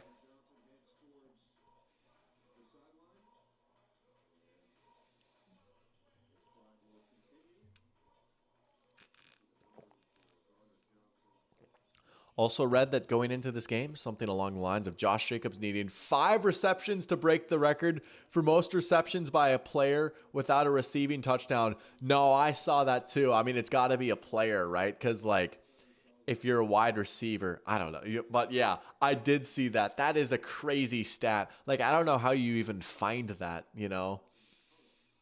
He might hit that. Excellent poll, though, Laywell. I did see that tweet, too. All right, you're in Eagles territory now. There's Jacobs. Oh, nice move by Jacobs.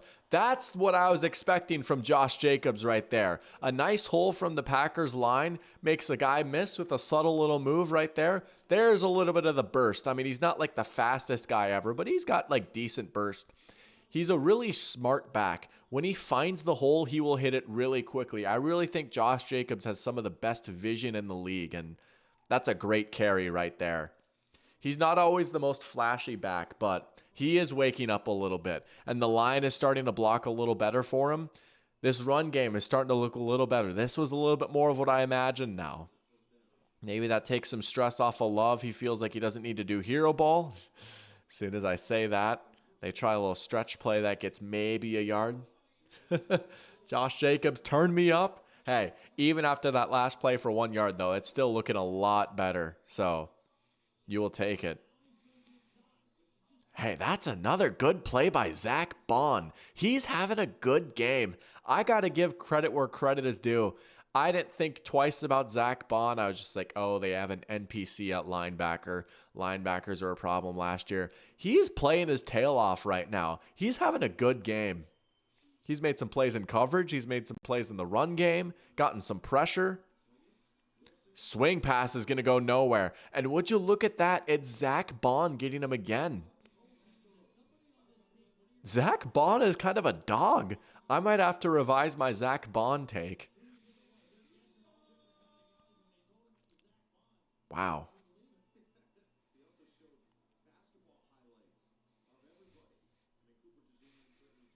Third and long now. Now you gotta pass it here. Just can't do too much if you're Jordan Love.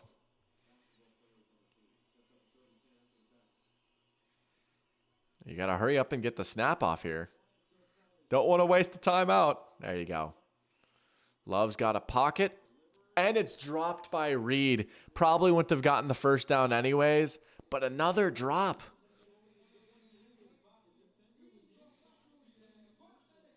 All right, it's going to be a field goal attempt for the Packers.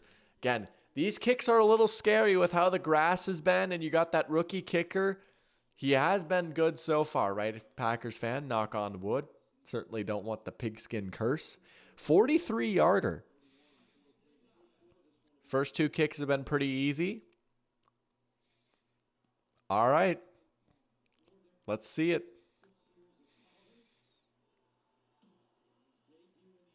And, oh, he missed it. He did miss it. He did miss it.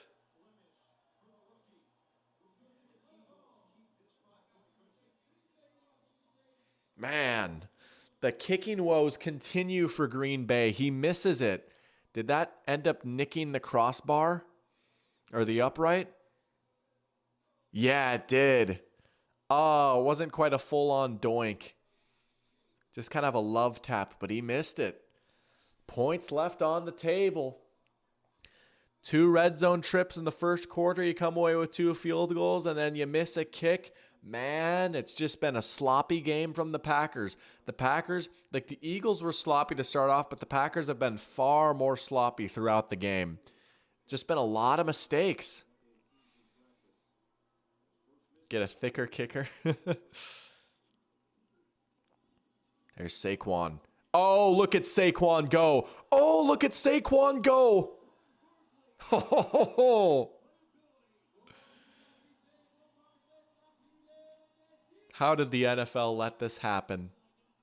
Oh, baby. Saquon Barkley's on the Eagles. Oh. All right, we got 1 quarter of football left. Saquon might be about to close this one out. We'll see. But good game so far.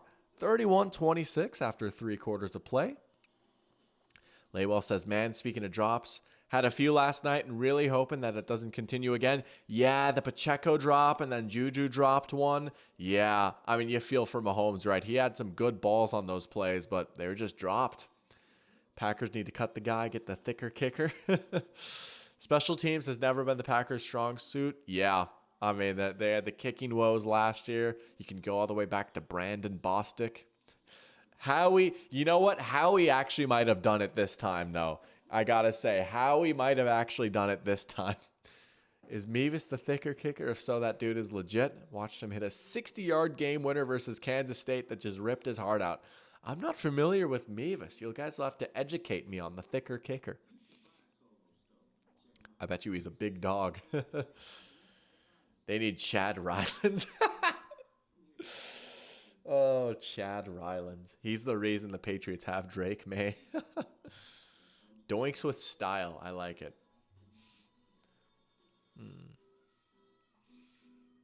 Man, the Eagles, they go up 2 scores. Whew, the Packers are going up against it.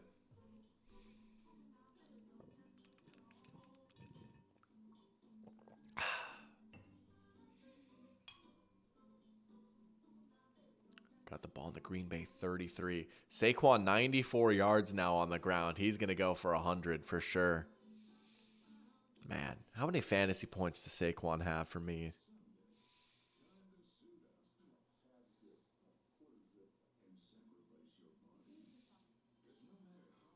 31. My goodness, he's been a monster.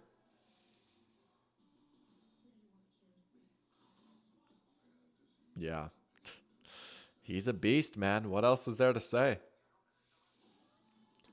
Cody Parkey is always going to be the best doinker. Oh, absolutely. The double doink, right? After, what was it, 4 doinks in a game against the Titans?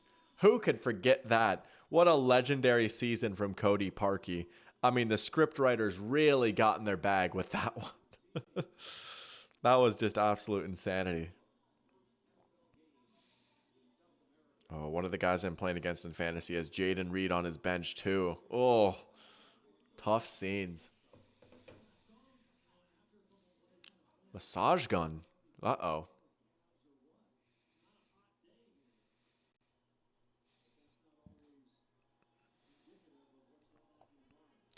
All right, Philly. 1st and 10 for you. He's the goat doinker. Here comes a blitz. Oh, man. Whoo-hoo. They just sent Cooper out on the blitz. You could see him just speeding in like a bullet. Jumped it perfectly. He knew it was going out to the flat, and he just puts his hand up. Cody Parkey, Matt Nagy, and Mitch Trubisky really had 10 wins that year. Yeah, I mean, the Bears' defense was goated that year. I mean, Khalil Mack was just such a beast. Akeem Hicks, remember him? He and Dalvin Cook had that legendary rivalry. I mean, they just had such a good defense. Their running game was pretty good. They had Allen Robinson at receiver. That was a good overall team. Oh, way too easy. Easy first down there. But yeah, that was quite the team. And then they go one and done because of the. Oh yeah, Eddie Jackson, absolutely. I'm trying to think of who their corners were. Kendall Fuller, I think, was one of them. Good team. They had Tariq Cohen, remember him? They're still throwing. Hurts going back. Oh, there's that man again. A.J. Brown, first down to the 10. Oh, this Eagles offense is kind of in their bag now.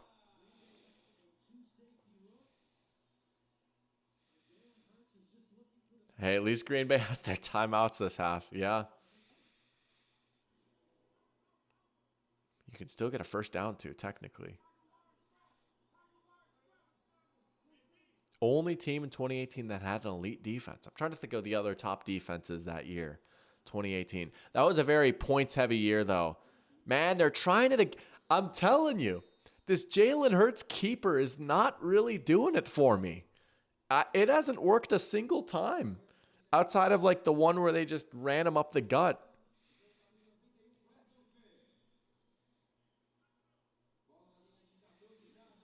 So if the Packers hold the Eagles to a field goal here, it's still technically a 1-score game. This is a big 13-yard window right here. Yeah, I remember KC's defense. They were in shootouts every week that year. Hurts will pump. Oh, no. Oh. Keyshawn Nixon nearly scored a touchdown. Oh, that was dangerous. Oh, my goodness. Wow. Nixon was just sitting there the whole time waiting for it. Oh, that could have been 6 the other way. My goodness. Now you got a very interesting 3rd and 13 here. You have a very interesting 3rd and 13.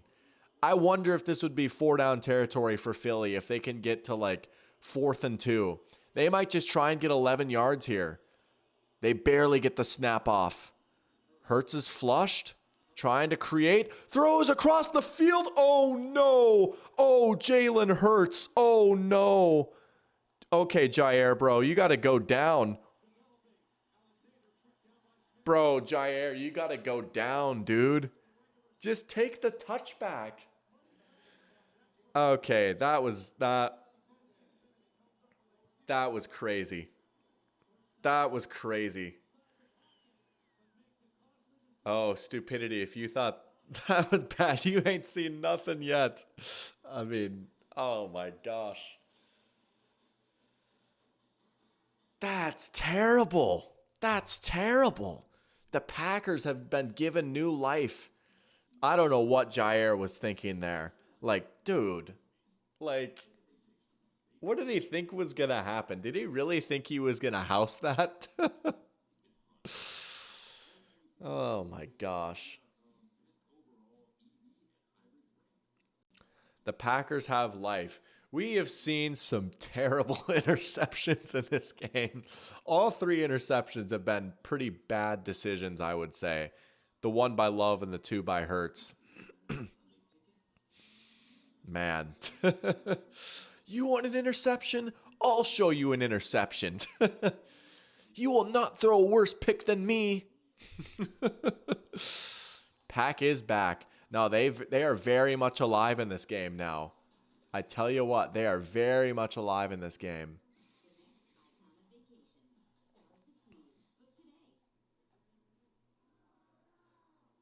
Golly. I mean, if you're the Packers, right, you were thinking if we hold them to 3 here, that keeps us in the game because it's a 1-score game. Now with a touchdown, man, they could take the lead with a touchdown. Yeah, even if they kick the field goal, they go up 8. I mean, man, like they had 1st and 10 at like the 11-yard line. Like they were just running the ball so easily, and then they just kept trying to throw it. Like, just go back to Saquon. They could have just gone back to Saquon there. He was cooking on that drive, but they just get greedy and they pass it a few too many times. Hurts nearly throws a pick 6. Instead, he throws a red zone pick. Man, yeah, I don't know. Like, maybe hindsight is 20/20, but like you could have just gone back to Saquon there. But we'll see what's going to happen here. Pear Champ saying Packers winning the turnover game, but the offense needs to get it together. It's just been a very incomplete performance from their offense so far. And if you're a Packers optimist, you got to be thinking, hey, we can play so much better than this. If we don't just spend every single drive stepping on a Lego and hurting ourselves, then like we can be a pretty darn good team. But the fact that you might be able to steal this one, like Love should throw another pick to show Hurts who's the boss. Just like hand it to the other team. Like, no, I will not be topped. They're going to start with Jacobs. Big hole for Jacobs. Jacobs breaks a tackle. Here comes Josh Jacobs. We had to wait a little bit, but this is what I was hoping to see with this Packers running game. Josh Jacobs starting to look pretty darn good now. They get the motion with Reed to draw the attention away from where they're going to hit the hole, right? Matt LaFleur uses motion so much, just a little misdirection. Get the defense pulled away from the point of attack and just run the ball. That's a Matt LaFleur classic right there. That's a great play.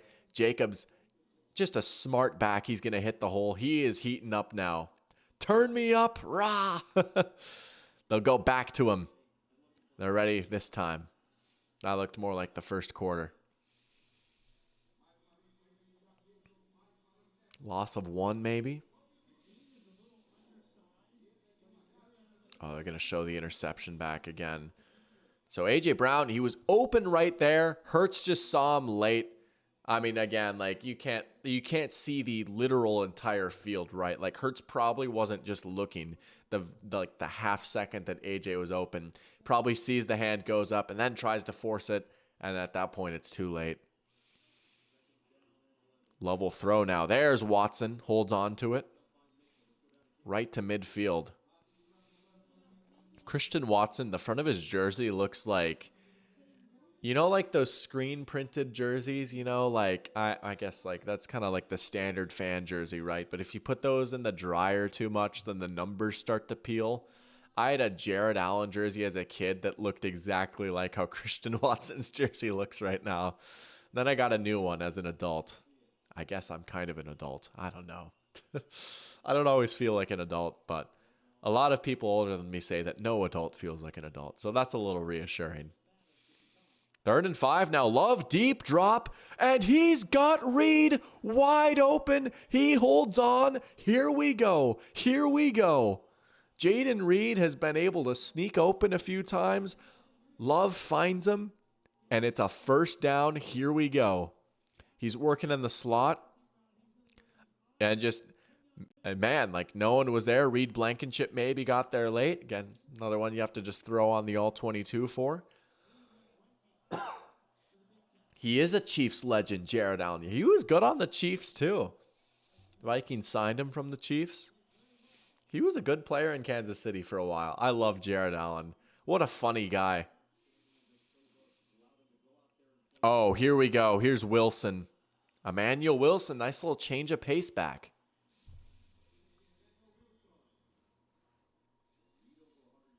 Oh, did Parker hit his bet? Let's go. Nice. Shout out Parker. W. Parker. Big win for one of the Fargo boys.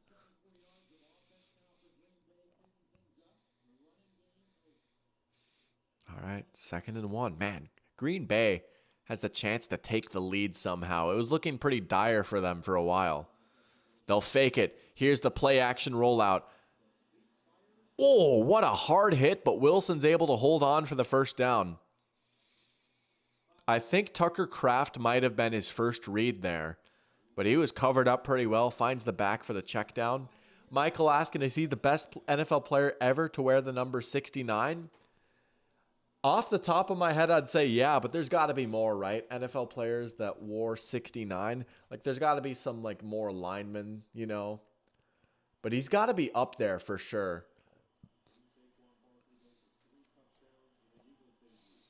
No, not all players to wear 69 for the Bills. We'll look at that later. But Jacobs again. Look at him grinding and churning. Pile being pushed. That's a good run right there. Let's see.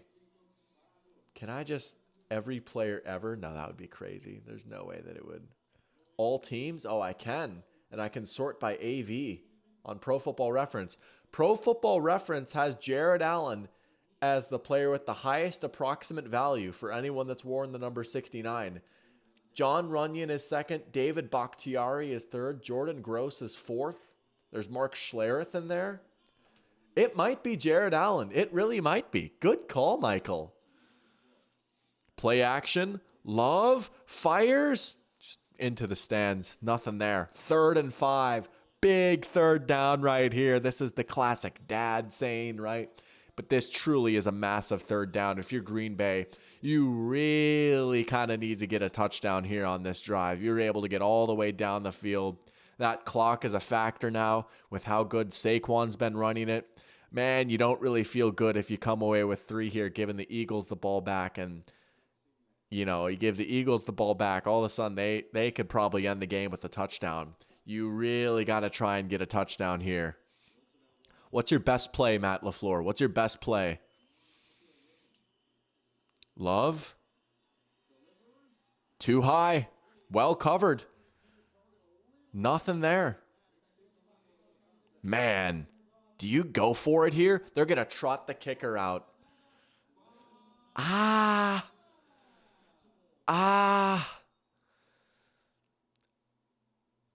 don't love the vibes of kicking it here. I don't know. Good play by the Eagles there to get some pressure on Love. Man, you really got to trust your defense here to get you a stop now, right? Like the defense has to come through clutch now if you're going to kick it. I get it. Like, that's maybe the responsible thing to do. But, oh, man, does this become just a massive drive for the Packers D now. Eagles touchdown might end this game just with how much time there's left now, less than 8 minutes left. Oh, that's got to sting to leave some more points on the table. Think about how this is the 3rd time now they've stalled out in the red zone, right? Like, that just, it's hard to win a game doing that. Packers red zone offense probably needs a little bit of work, right? Going to be probably a big point of emphasis for them in practice, have to imagine. Yeah, I do think of the Packers-Bucks NFC Championship. Kicked the field goal, never saw the ball again. And to be fair, right, that was a little bit later in the game. But still, like, a lot of faith in the defense here to get a stop. Stupidity says 2 field goals get them the lead, and they can allow a field goal by the Eagles and still have a chance. That is true. They can allow a field goal. You can hold them to 3, and it would be extremely unlikely that Philly could kill off the rest of the clock. Parachamp says, with how the defense is playing, I'm okay with the field goal, but the Packers offense should have more points. Yeah, I mean, honestly, there is a world where Green Bay is winning this game right now. You know, like, they just just get a little bit better in the red zone. This gives me shades of the Rams-Lions game in the playoffs a little bit, where just like the Rams were really good on offense, but they just left so many points on the board in the red zone. And like, it's not even that like it was a bad decision for them to kick those field goals, but they just couldn't find the end zone when they got down inside the 20. So, but to your credit, Pair Champ, the Packers defense has been a little bit better these past few drives.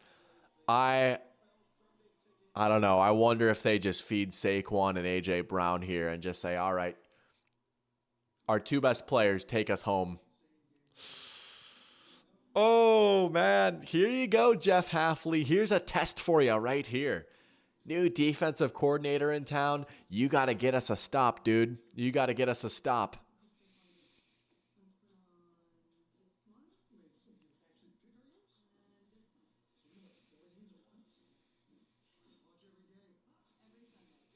If the Packers could get that pick six and both TDs, they could be up by 10 right now. Oh, yeah. I mean, it's just a lot of points left on the board for them, man. Home crowd getting into it. Home crowd. There is no home crowd. The crowd is getting into it. Come on, doctor. Semantics. Phraseology. No return here. A little touchback. All right, Philly. All right, Philly. Feed Saquon. You gotta, right?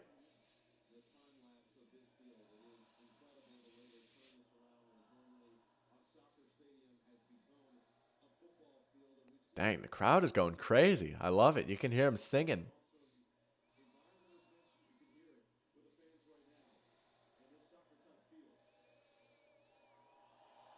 Yeah, that's awesome. That's one of the best things about these international games. Like the Germany crowd, they go crazy singing Country Roads. There's Saquon. They're going to start with Saquon. And Quay Walker answers the bell. Big first play for Quay Walker right there. Oh, that's big. Look at him. He just does a good job reading it out. Beats Landon Dickerson. You don't see that too often. You don't see a player like Landon Dickerson just kind of get run around like that. Laywell says, same dude that had the first bet also has a $200 bonus bet to pay $4,600 on both teams to score one touchdown and one field goal in each half. They now just need an Eagles field goal. That one's got a shot to, oh, that was a brutal hit on A.J. Brown right there. Oh, man, was that Javon Bullard? Just crushed him. Jordan Love getting another massage.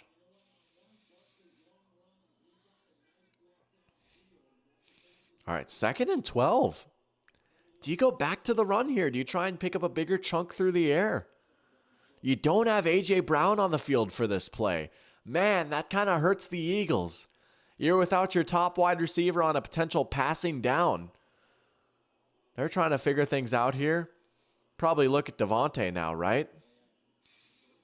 Hurts has all sorts of time. He has all sorts of time. Now time is running out. Just throw it away. There's a flag downfield, though. We might be looking at a PI here. Maybe that's why this coverage was so sticky.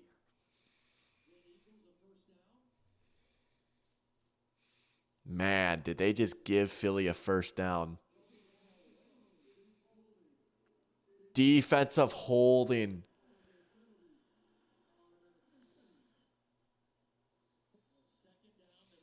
On Jair. He's having a rough game.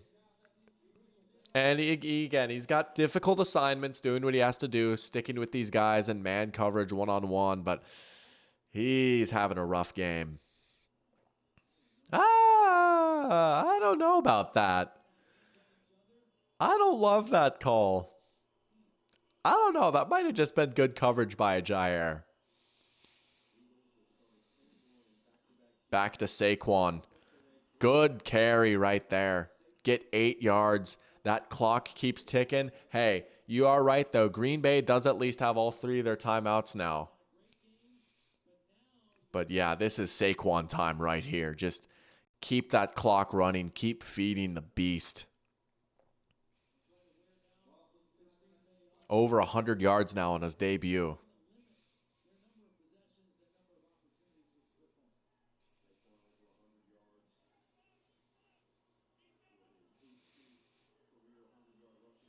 Second and 1. You can pick this up pretty easy. Yep. Yeah, forward progress. He got it. He got it.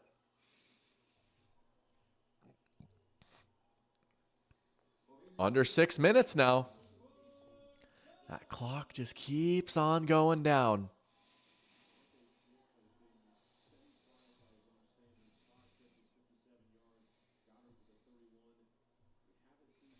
Ted saying, so doctor, how much of a believer in love am I?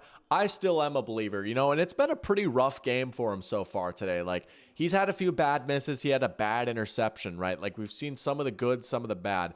I just think at the end of the day, his talent shines through so much. I really trust Matt LaFleur and this Green Bay organization to develop him, and I like the weapons around him. Maybe I'm a little overzealous. Maybe he's not like a complete finished product. Maybe like that second half of domination wasn't just like, all right, all of his problems are fixed forever.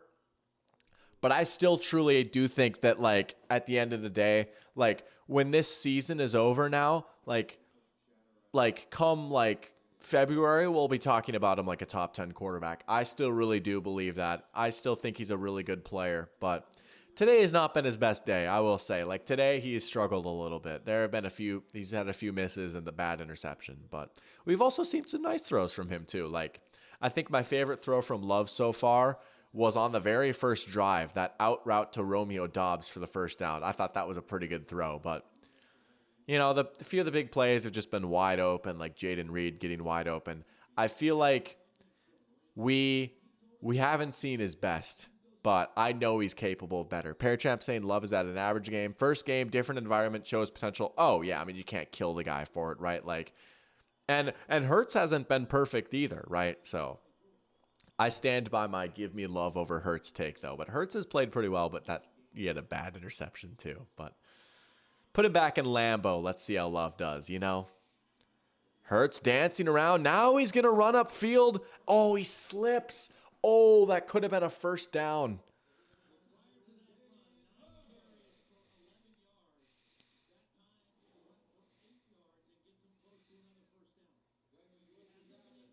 They rush 4. This is what we saw last night with Lamar, right? Rush 4, and the quarterback will just take off and run. Oh, he slipped. The grass gets him again.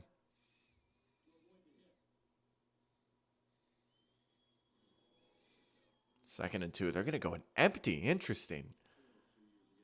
All right. Okay. Oh, they got the first down. Kenny Gainwell. Flag. Rutrow. Flag.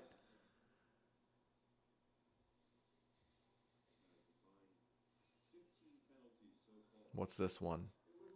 Oh, it's an illegal formation. A little throwback to last night.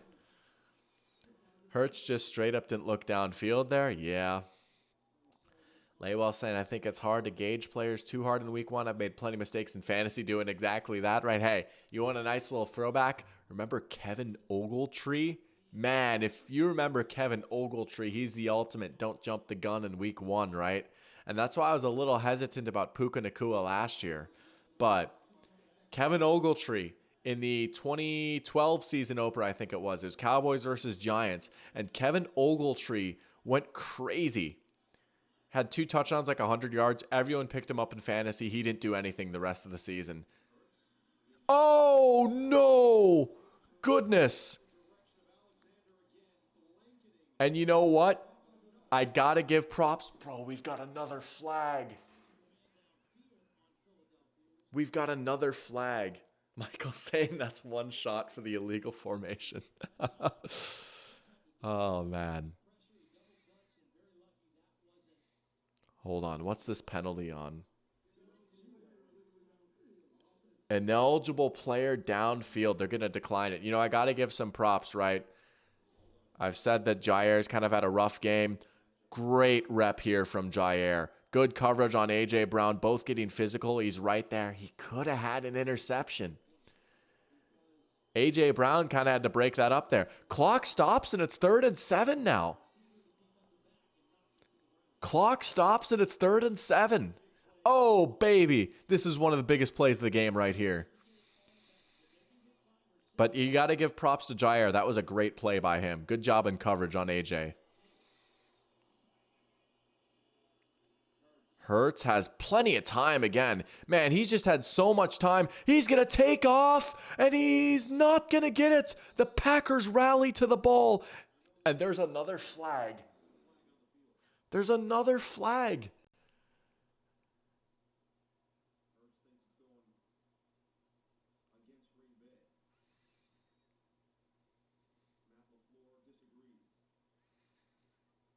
What do we have here?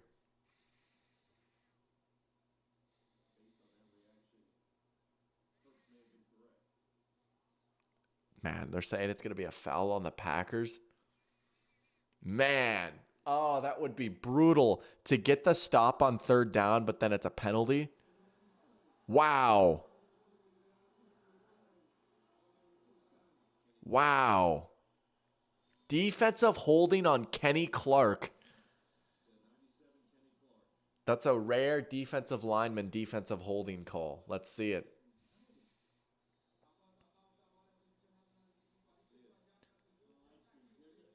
Oh, Saquon, I guess. Oh, he didn't even need to do that. Man, that's just a killer mistake right there. 3 flags in a row. Yeah, the penalties have been crazy in this game. All right. Saquon goes for 2 yards there on 1st down. That's a good play if you're Green Bay.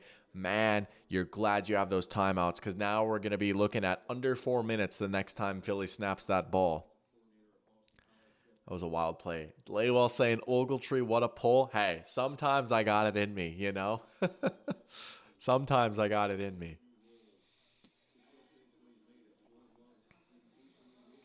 Is the worst penalty call of the night? Yeah. I mean, he had no need to do that, and like he was kind of out of the play, and just 10 and 17 penalties is wild. That's Ron Torbert's crew for you. Here comes Hurts taking off. Big hits. He fights through it for the first. Jalen Hurts. What a run.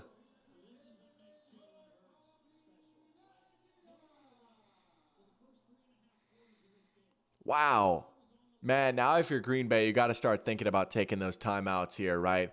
Depending on how this 1st down goes, right? If you get a decent stop, if you hold them to like 3 yards or less, you have to instantly call that timeout then.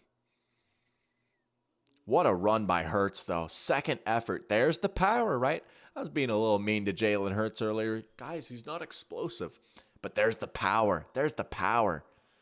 Saquon, yep, you got to call timeout now. You have to call timeout if you're Green Bay. Oh, I don't know, man. They can't keep getting 1st downs. You can't keep letting that clock tick down after getting a negative play right here, right?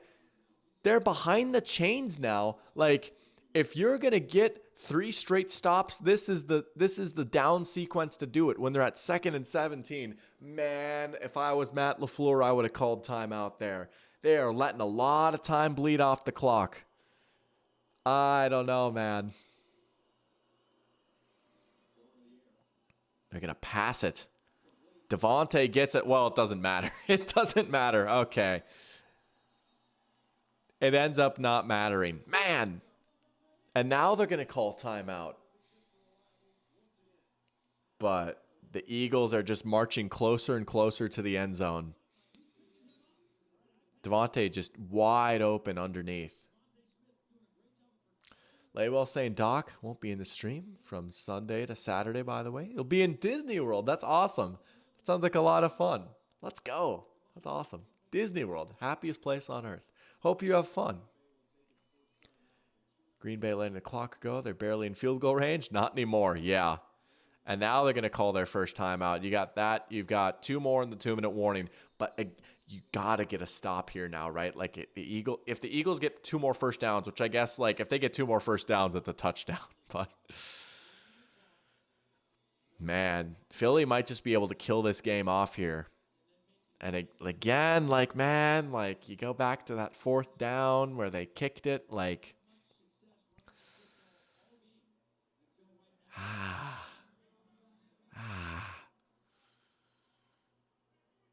That's my honest reaction. Packers do need a turnover. And if the kicker can make a field goal. There's Saquon. Yep. Now you got to call timeout here. Call timeout before the 2-minute warning. Thank you, Matthew LaFleur. All right, at least they did that. But now you are kind of putting all your eggs in one basket now. Now, if you give up the first down, that's real dangerous territory you're living in. But yeah, after giving up 2 yards on first down, you have to bank on your defense to do it here when it's 2nd and 8. Crazy how Philly's been able to drain almost 6 minutes already. Hey, that's what happens when you run the freaking rock, right? I mean, it's easy to think, oh, we'll get the ball back, we'll get another possession. But man, like, Philly is just so good at managing the game. You know what? People kind of pile on Nick Sirianni a little bit. And I'm by no means like the biggest Nick Sirianni cheerleader. Like, I don't know. He can be kind of a meanie sometimes. But like at the end of the day, like people are like, what does he even do? I think Nick Sirianni is an excellent game manager, right? Like there's a reason Philly always seems to kind of win these close games. Like they work the clock so well. They do stuff like that so well. Like, I don't know. They usually have a really good game script. Like they just have a really good understanding of the game theory. There you go. Devontae Smith, first down. Man, that might be about it right there, right? Like they just really might be able to kill this game off. Ted saying, by the way, Doctor, actually got a chance to visit Minnesota and Minneapolis this year. That's awesome. Thought it was an awesome place and like the Vikings now because of let's go. Skol, baby. That's awesome. I love Minneapolis. What a great city. And Minnesota, such a beautiful place. That's great to hear. Yeah, they've held the ball for a long time. Find it hilarious that Sirianni and Eberflus have both outlasted Reich. Yeah, he was done pretty quickly there. I don't know. Like people are like, what does Sirianni do? It's like all the coordinators. It's like, yeah, well, I don't know. I don't think it's a coincidence, at least, that like the Eagles seem to manage these game situations. Like he is a pretty good like game manager, I will say, as a coach. Like he does a good job of like playing the clock and stuff like that. And you know what? Not every coach does. So if you get him with decent coordinators, like we saw a few years ago, hey, and obviously a sick roster. I'm not saying he's like Bill Belichick or anything. Like I don't even know if I'd have him as like a top 10 coach, but he is good at something. He does do something. He's not just like good for absolutely nothing, I guess is what I'm trying to say.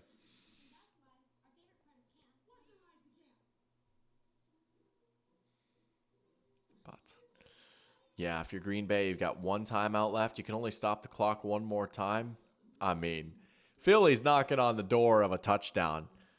Laywall saying, wow, this might be like the NFC Championship game. After all, kicked the field goal, never saw the ball again. Yeah, I mean, like, if you're Philly, do you even want to score a touchdown, right? Like, I'm trying to do the math in my head. Can they literally just, like, end the game with, like, a few kneel downs? Maybe not quite, but you'll probably just run it up the gut on first down. They'll burn their timeout, run it again. You either score or you keep the clock rolling, you know? But win probability 99.9% for the Eagles. That sounds about right. They've pretty much won this game.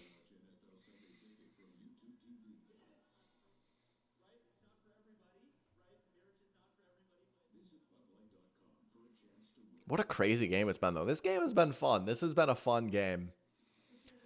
Michael Doty says, if there's any coach... Sometimes I do that. Sometimes I read the full name.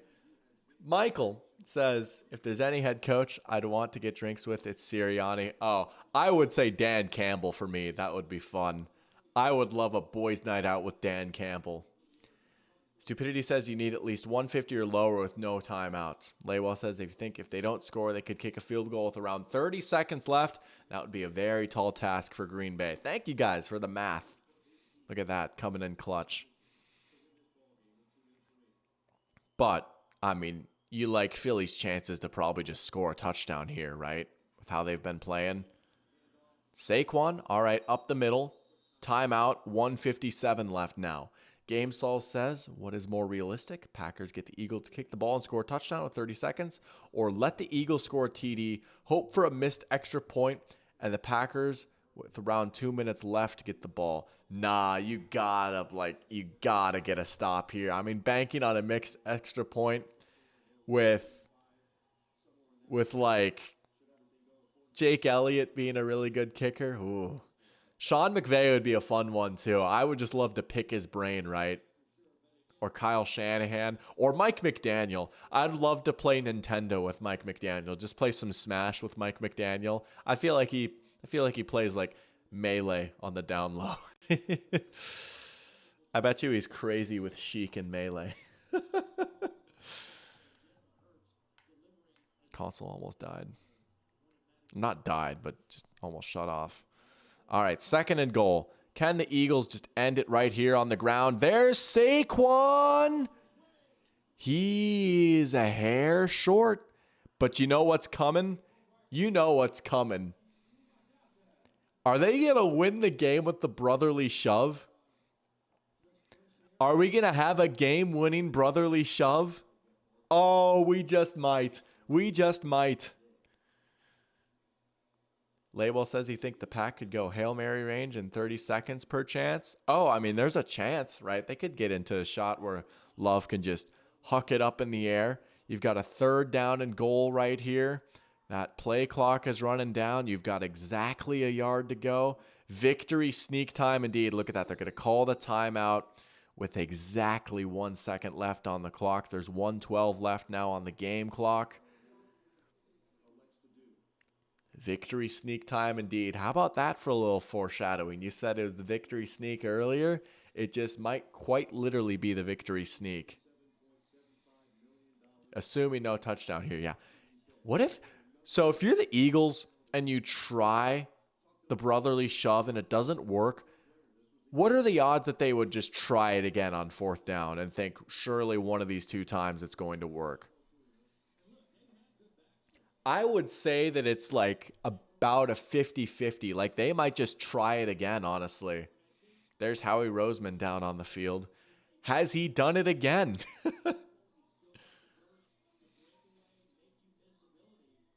Man, I really should have stood on business and picked the Eagles in this one, shouldn't I? Here we go. Here we go. Can they ice it with the brotherly shove? No! The ball came out. Oh my goodness. And they lost yards, so they can't even try it again. The Packers are going to get the ball back. Hurts dropped the snap. Man, you can tell that they miss Kelsey. That's the 2nd time that's happened now. That's insane.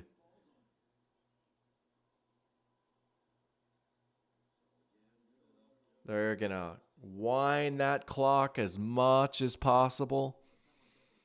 The Packers are going to get the ball with less than 30 seconds left. Because there's going to be time with the field goal. But my goodness, the fact that that play went backwards, now they can't go back and try it again.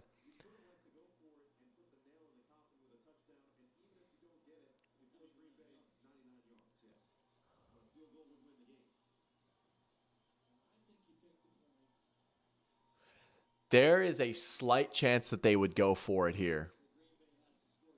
The kicker's coming out. Yo, Laywell's friend's about to get rich. Laywell's friend is about to get rich. Wow. What if they faked it? There's no way. That's crazy, though.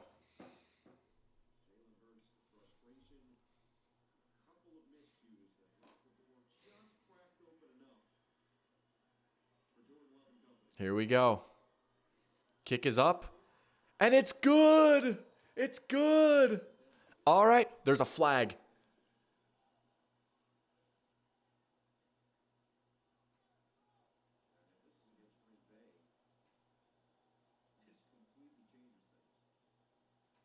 There's a flag.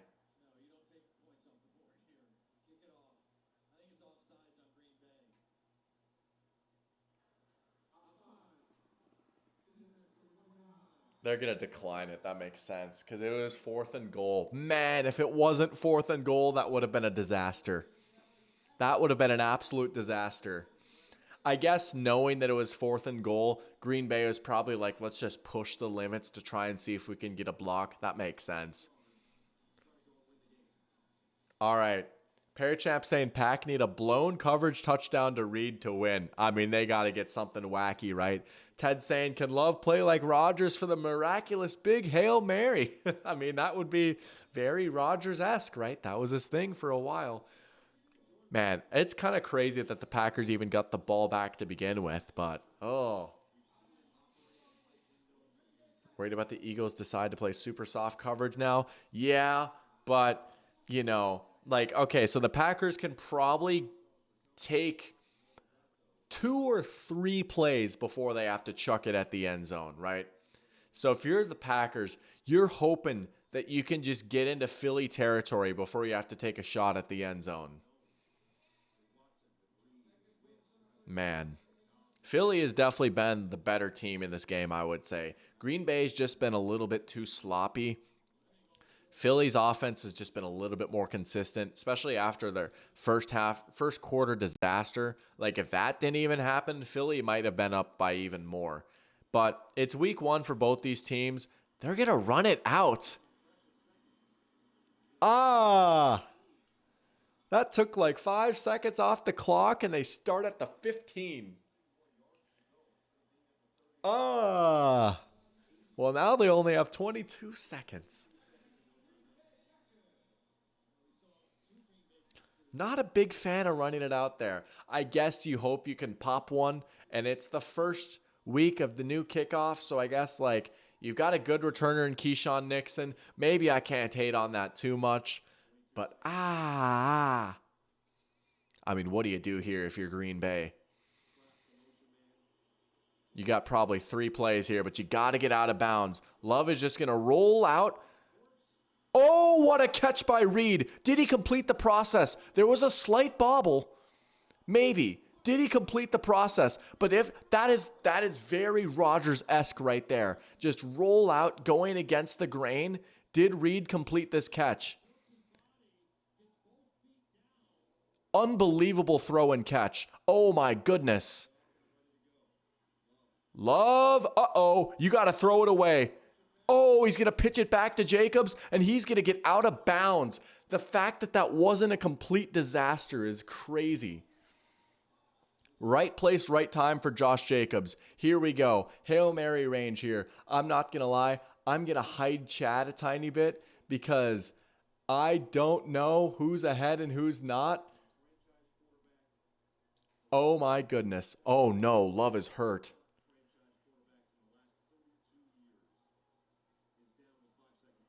Love is hurt. Malik Willis is warming up right now.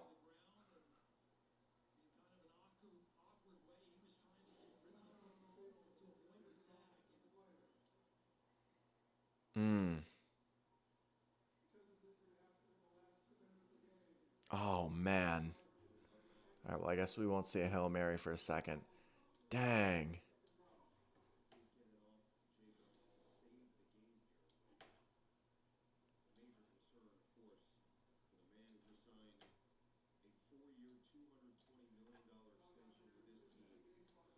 That's brutal.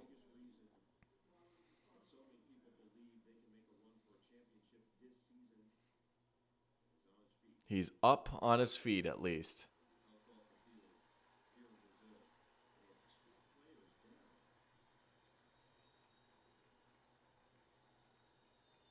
Man.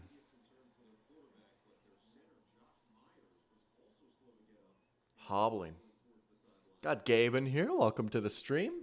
Might be about to see a Malik Willis Hail Mary. Be huge for your station if Willis hit the Hail Mary. Wow. Is he from that area? I bet. That's my guess. All right. Here we go. Malik Willis has the arm strength. All right. Let's see it. Hiding the chat here.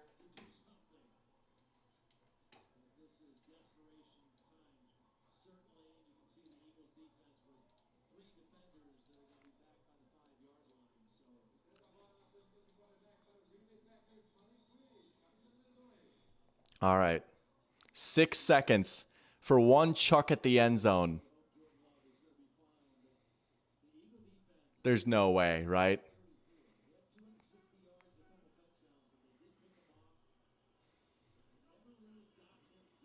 They're going to... What? Okay. They tried to sneak a few more yards there, I guess. Tried to just get a few more yards. It's 3rd and 6. Now you got to take a shot at the end zone. Jordan Love is up on the sideline. Man. That is going to be something to monitor here now over the next week.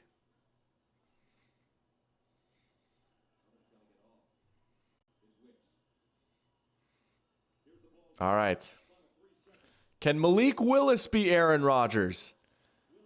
Man, he's not even going to get it off. Wow. Eagles win. Eagles win in Brazil.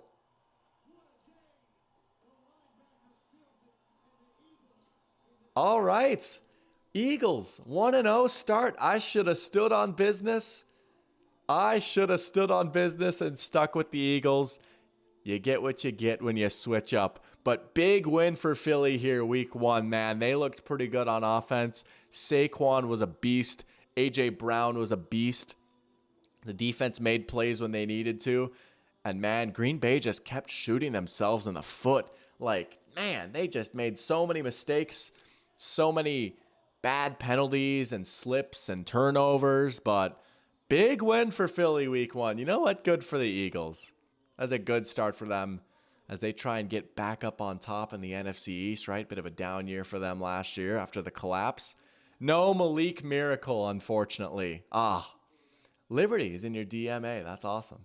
All because of Kenny Pickett. Kenny Pickett's it factor motivated the Eagles to win this game. Pair Champ saying hopefully Love is not out for the season. Sucks he didn't get a chance. Yeah, I was hoping they'd at least get the pass off there, but... And look at that. Was that Zach Bond to end the game with the sack? Zach Bond, player of the game, low-key. He played his tail off today. He had an awesome game. Low-key, Zach Bond gets the Dr. Pigskin player of the game. Good for him. He balled out. All right, that was a good game. We're 2 for 2 with good games, though. That was a good, fun game. NFL in Brazil. Who would have thought? A little Friday Night Lights action. But thank you guys so much for tuning in. We'll probably wrap it up here, right? It's almost midnight. And I tell you what, we're going to be back at it with 2 streams on Sunday. 2 streams on Sunday. Get up bright and early. Maybe not bright and early, but 10 a.m. Eastern, 9 a.m. Central, 8 a.m. Mountain, 7 a.m. Pacific. That's crazy. For the Pigskin pregame, my nice little pregame stream, right? And I'll maybe share some details of that tomorrow in a little community post and a tweet. But I tell you what, I did it last year. I've got plans to make it bigger and better. We're going to have a lot of fun with that. We're going to break down the upcoming games. We're going to play a few games of our own, talk a little fantasy. I'll have my chocolate milk and coffee combination. And we're going to have a great time on Sunday morning, getting us ready for the Sunday slate. And then Sunday night, we just got to do it. We got to go live for Lions Rams. And you know what? We're going to try and go live for Jets 49ers too. We're going to try and go live a lot this season. I'm fired up for some football. We've got a good crew here for these streams this year. I'm loving it. Thank you guys so much for watching. I appreciate all of you. Football is really back now. We're 2 games in. It's been a great time. So thank you guys for tuning in. Hope you have a good night. Hope you have a good, nice, chill Saturday as well. Nice, chill weekend as we get ready for the first NFL Sunday on Sunday. I'm fired up. But for now, that's all I've got. Thank you guys so much. And until next time, The doctor is out. I love you guys. Take care.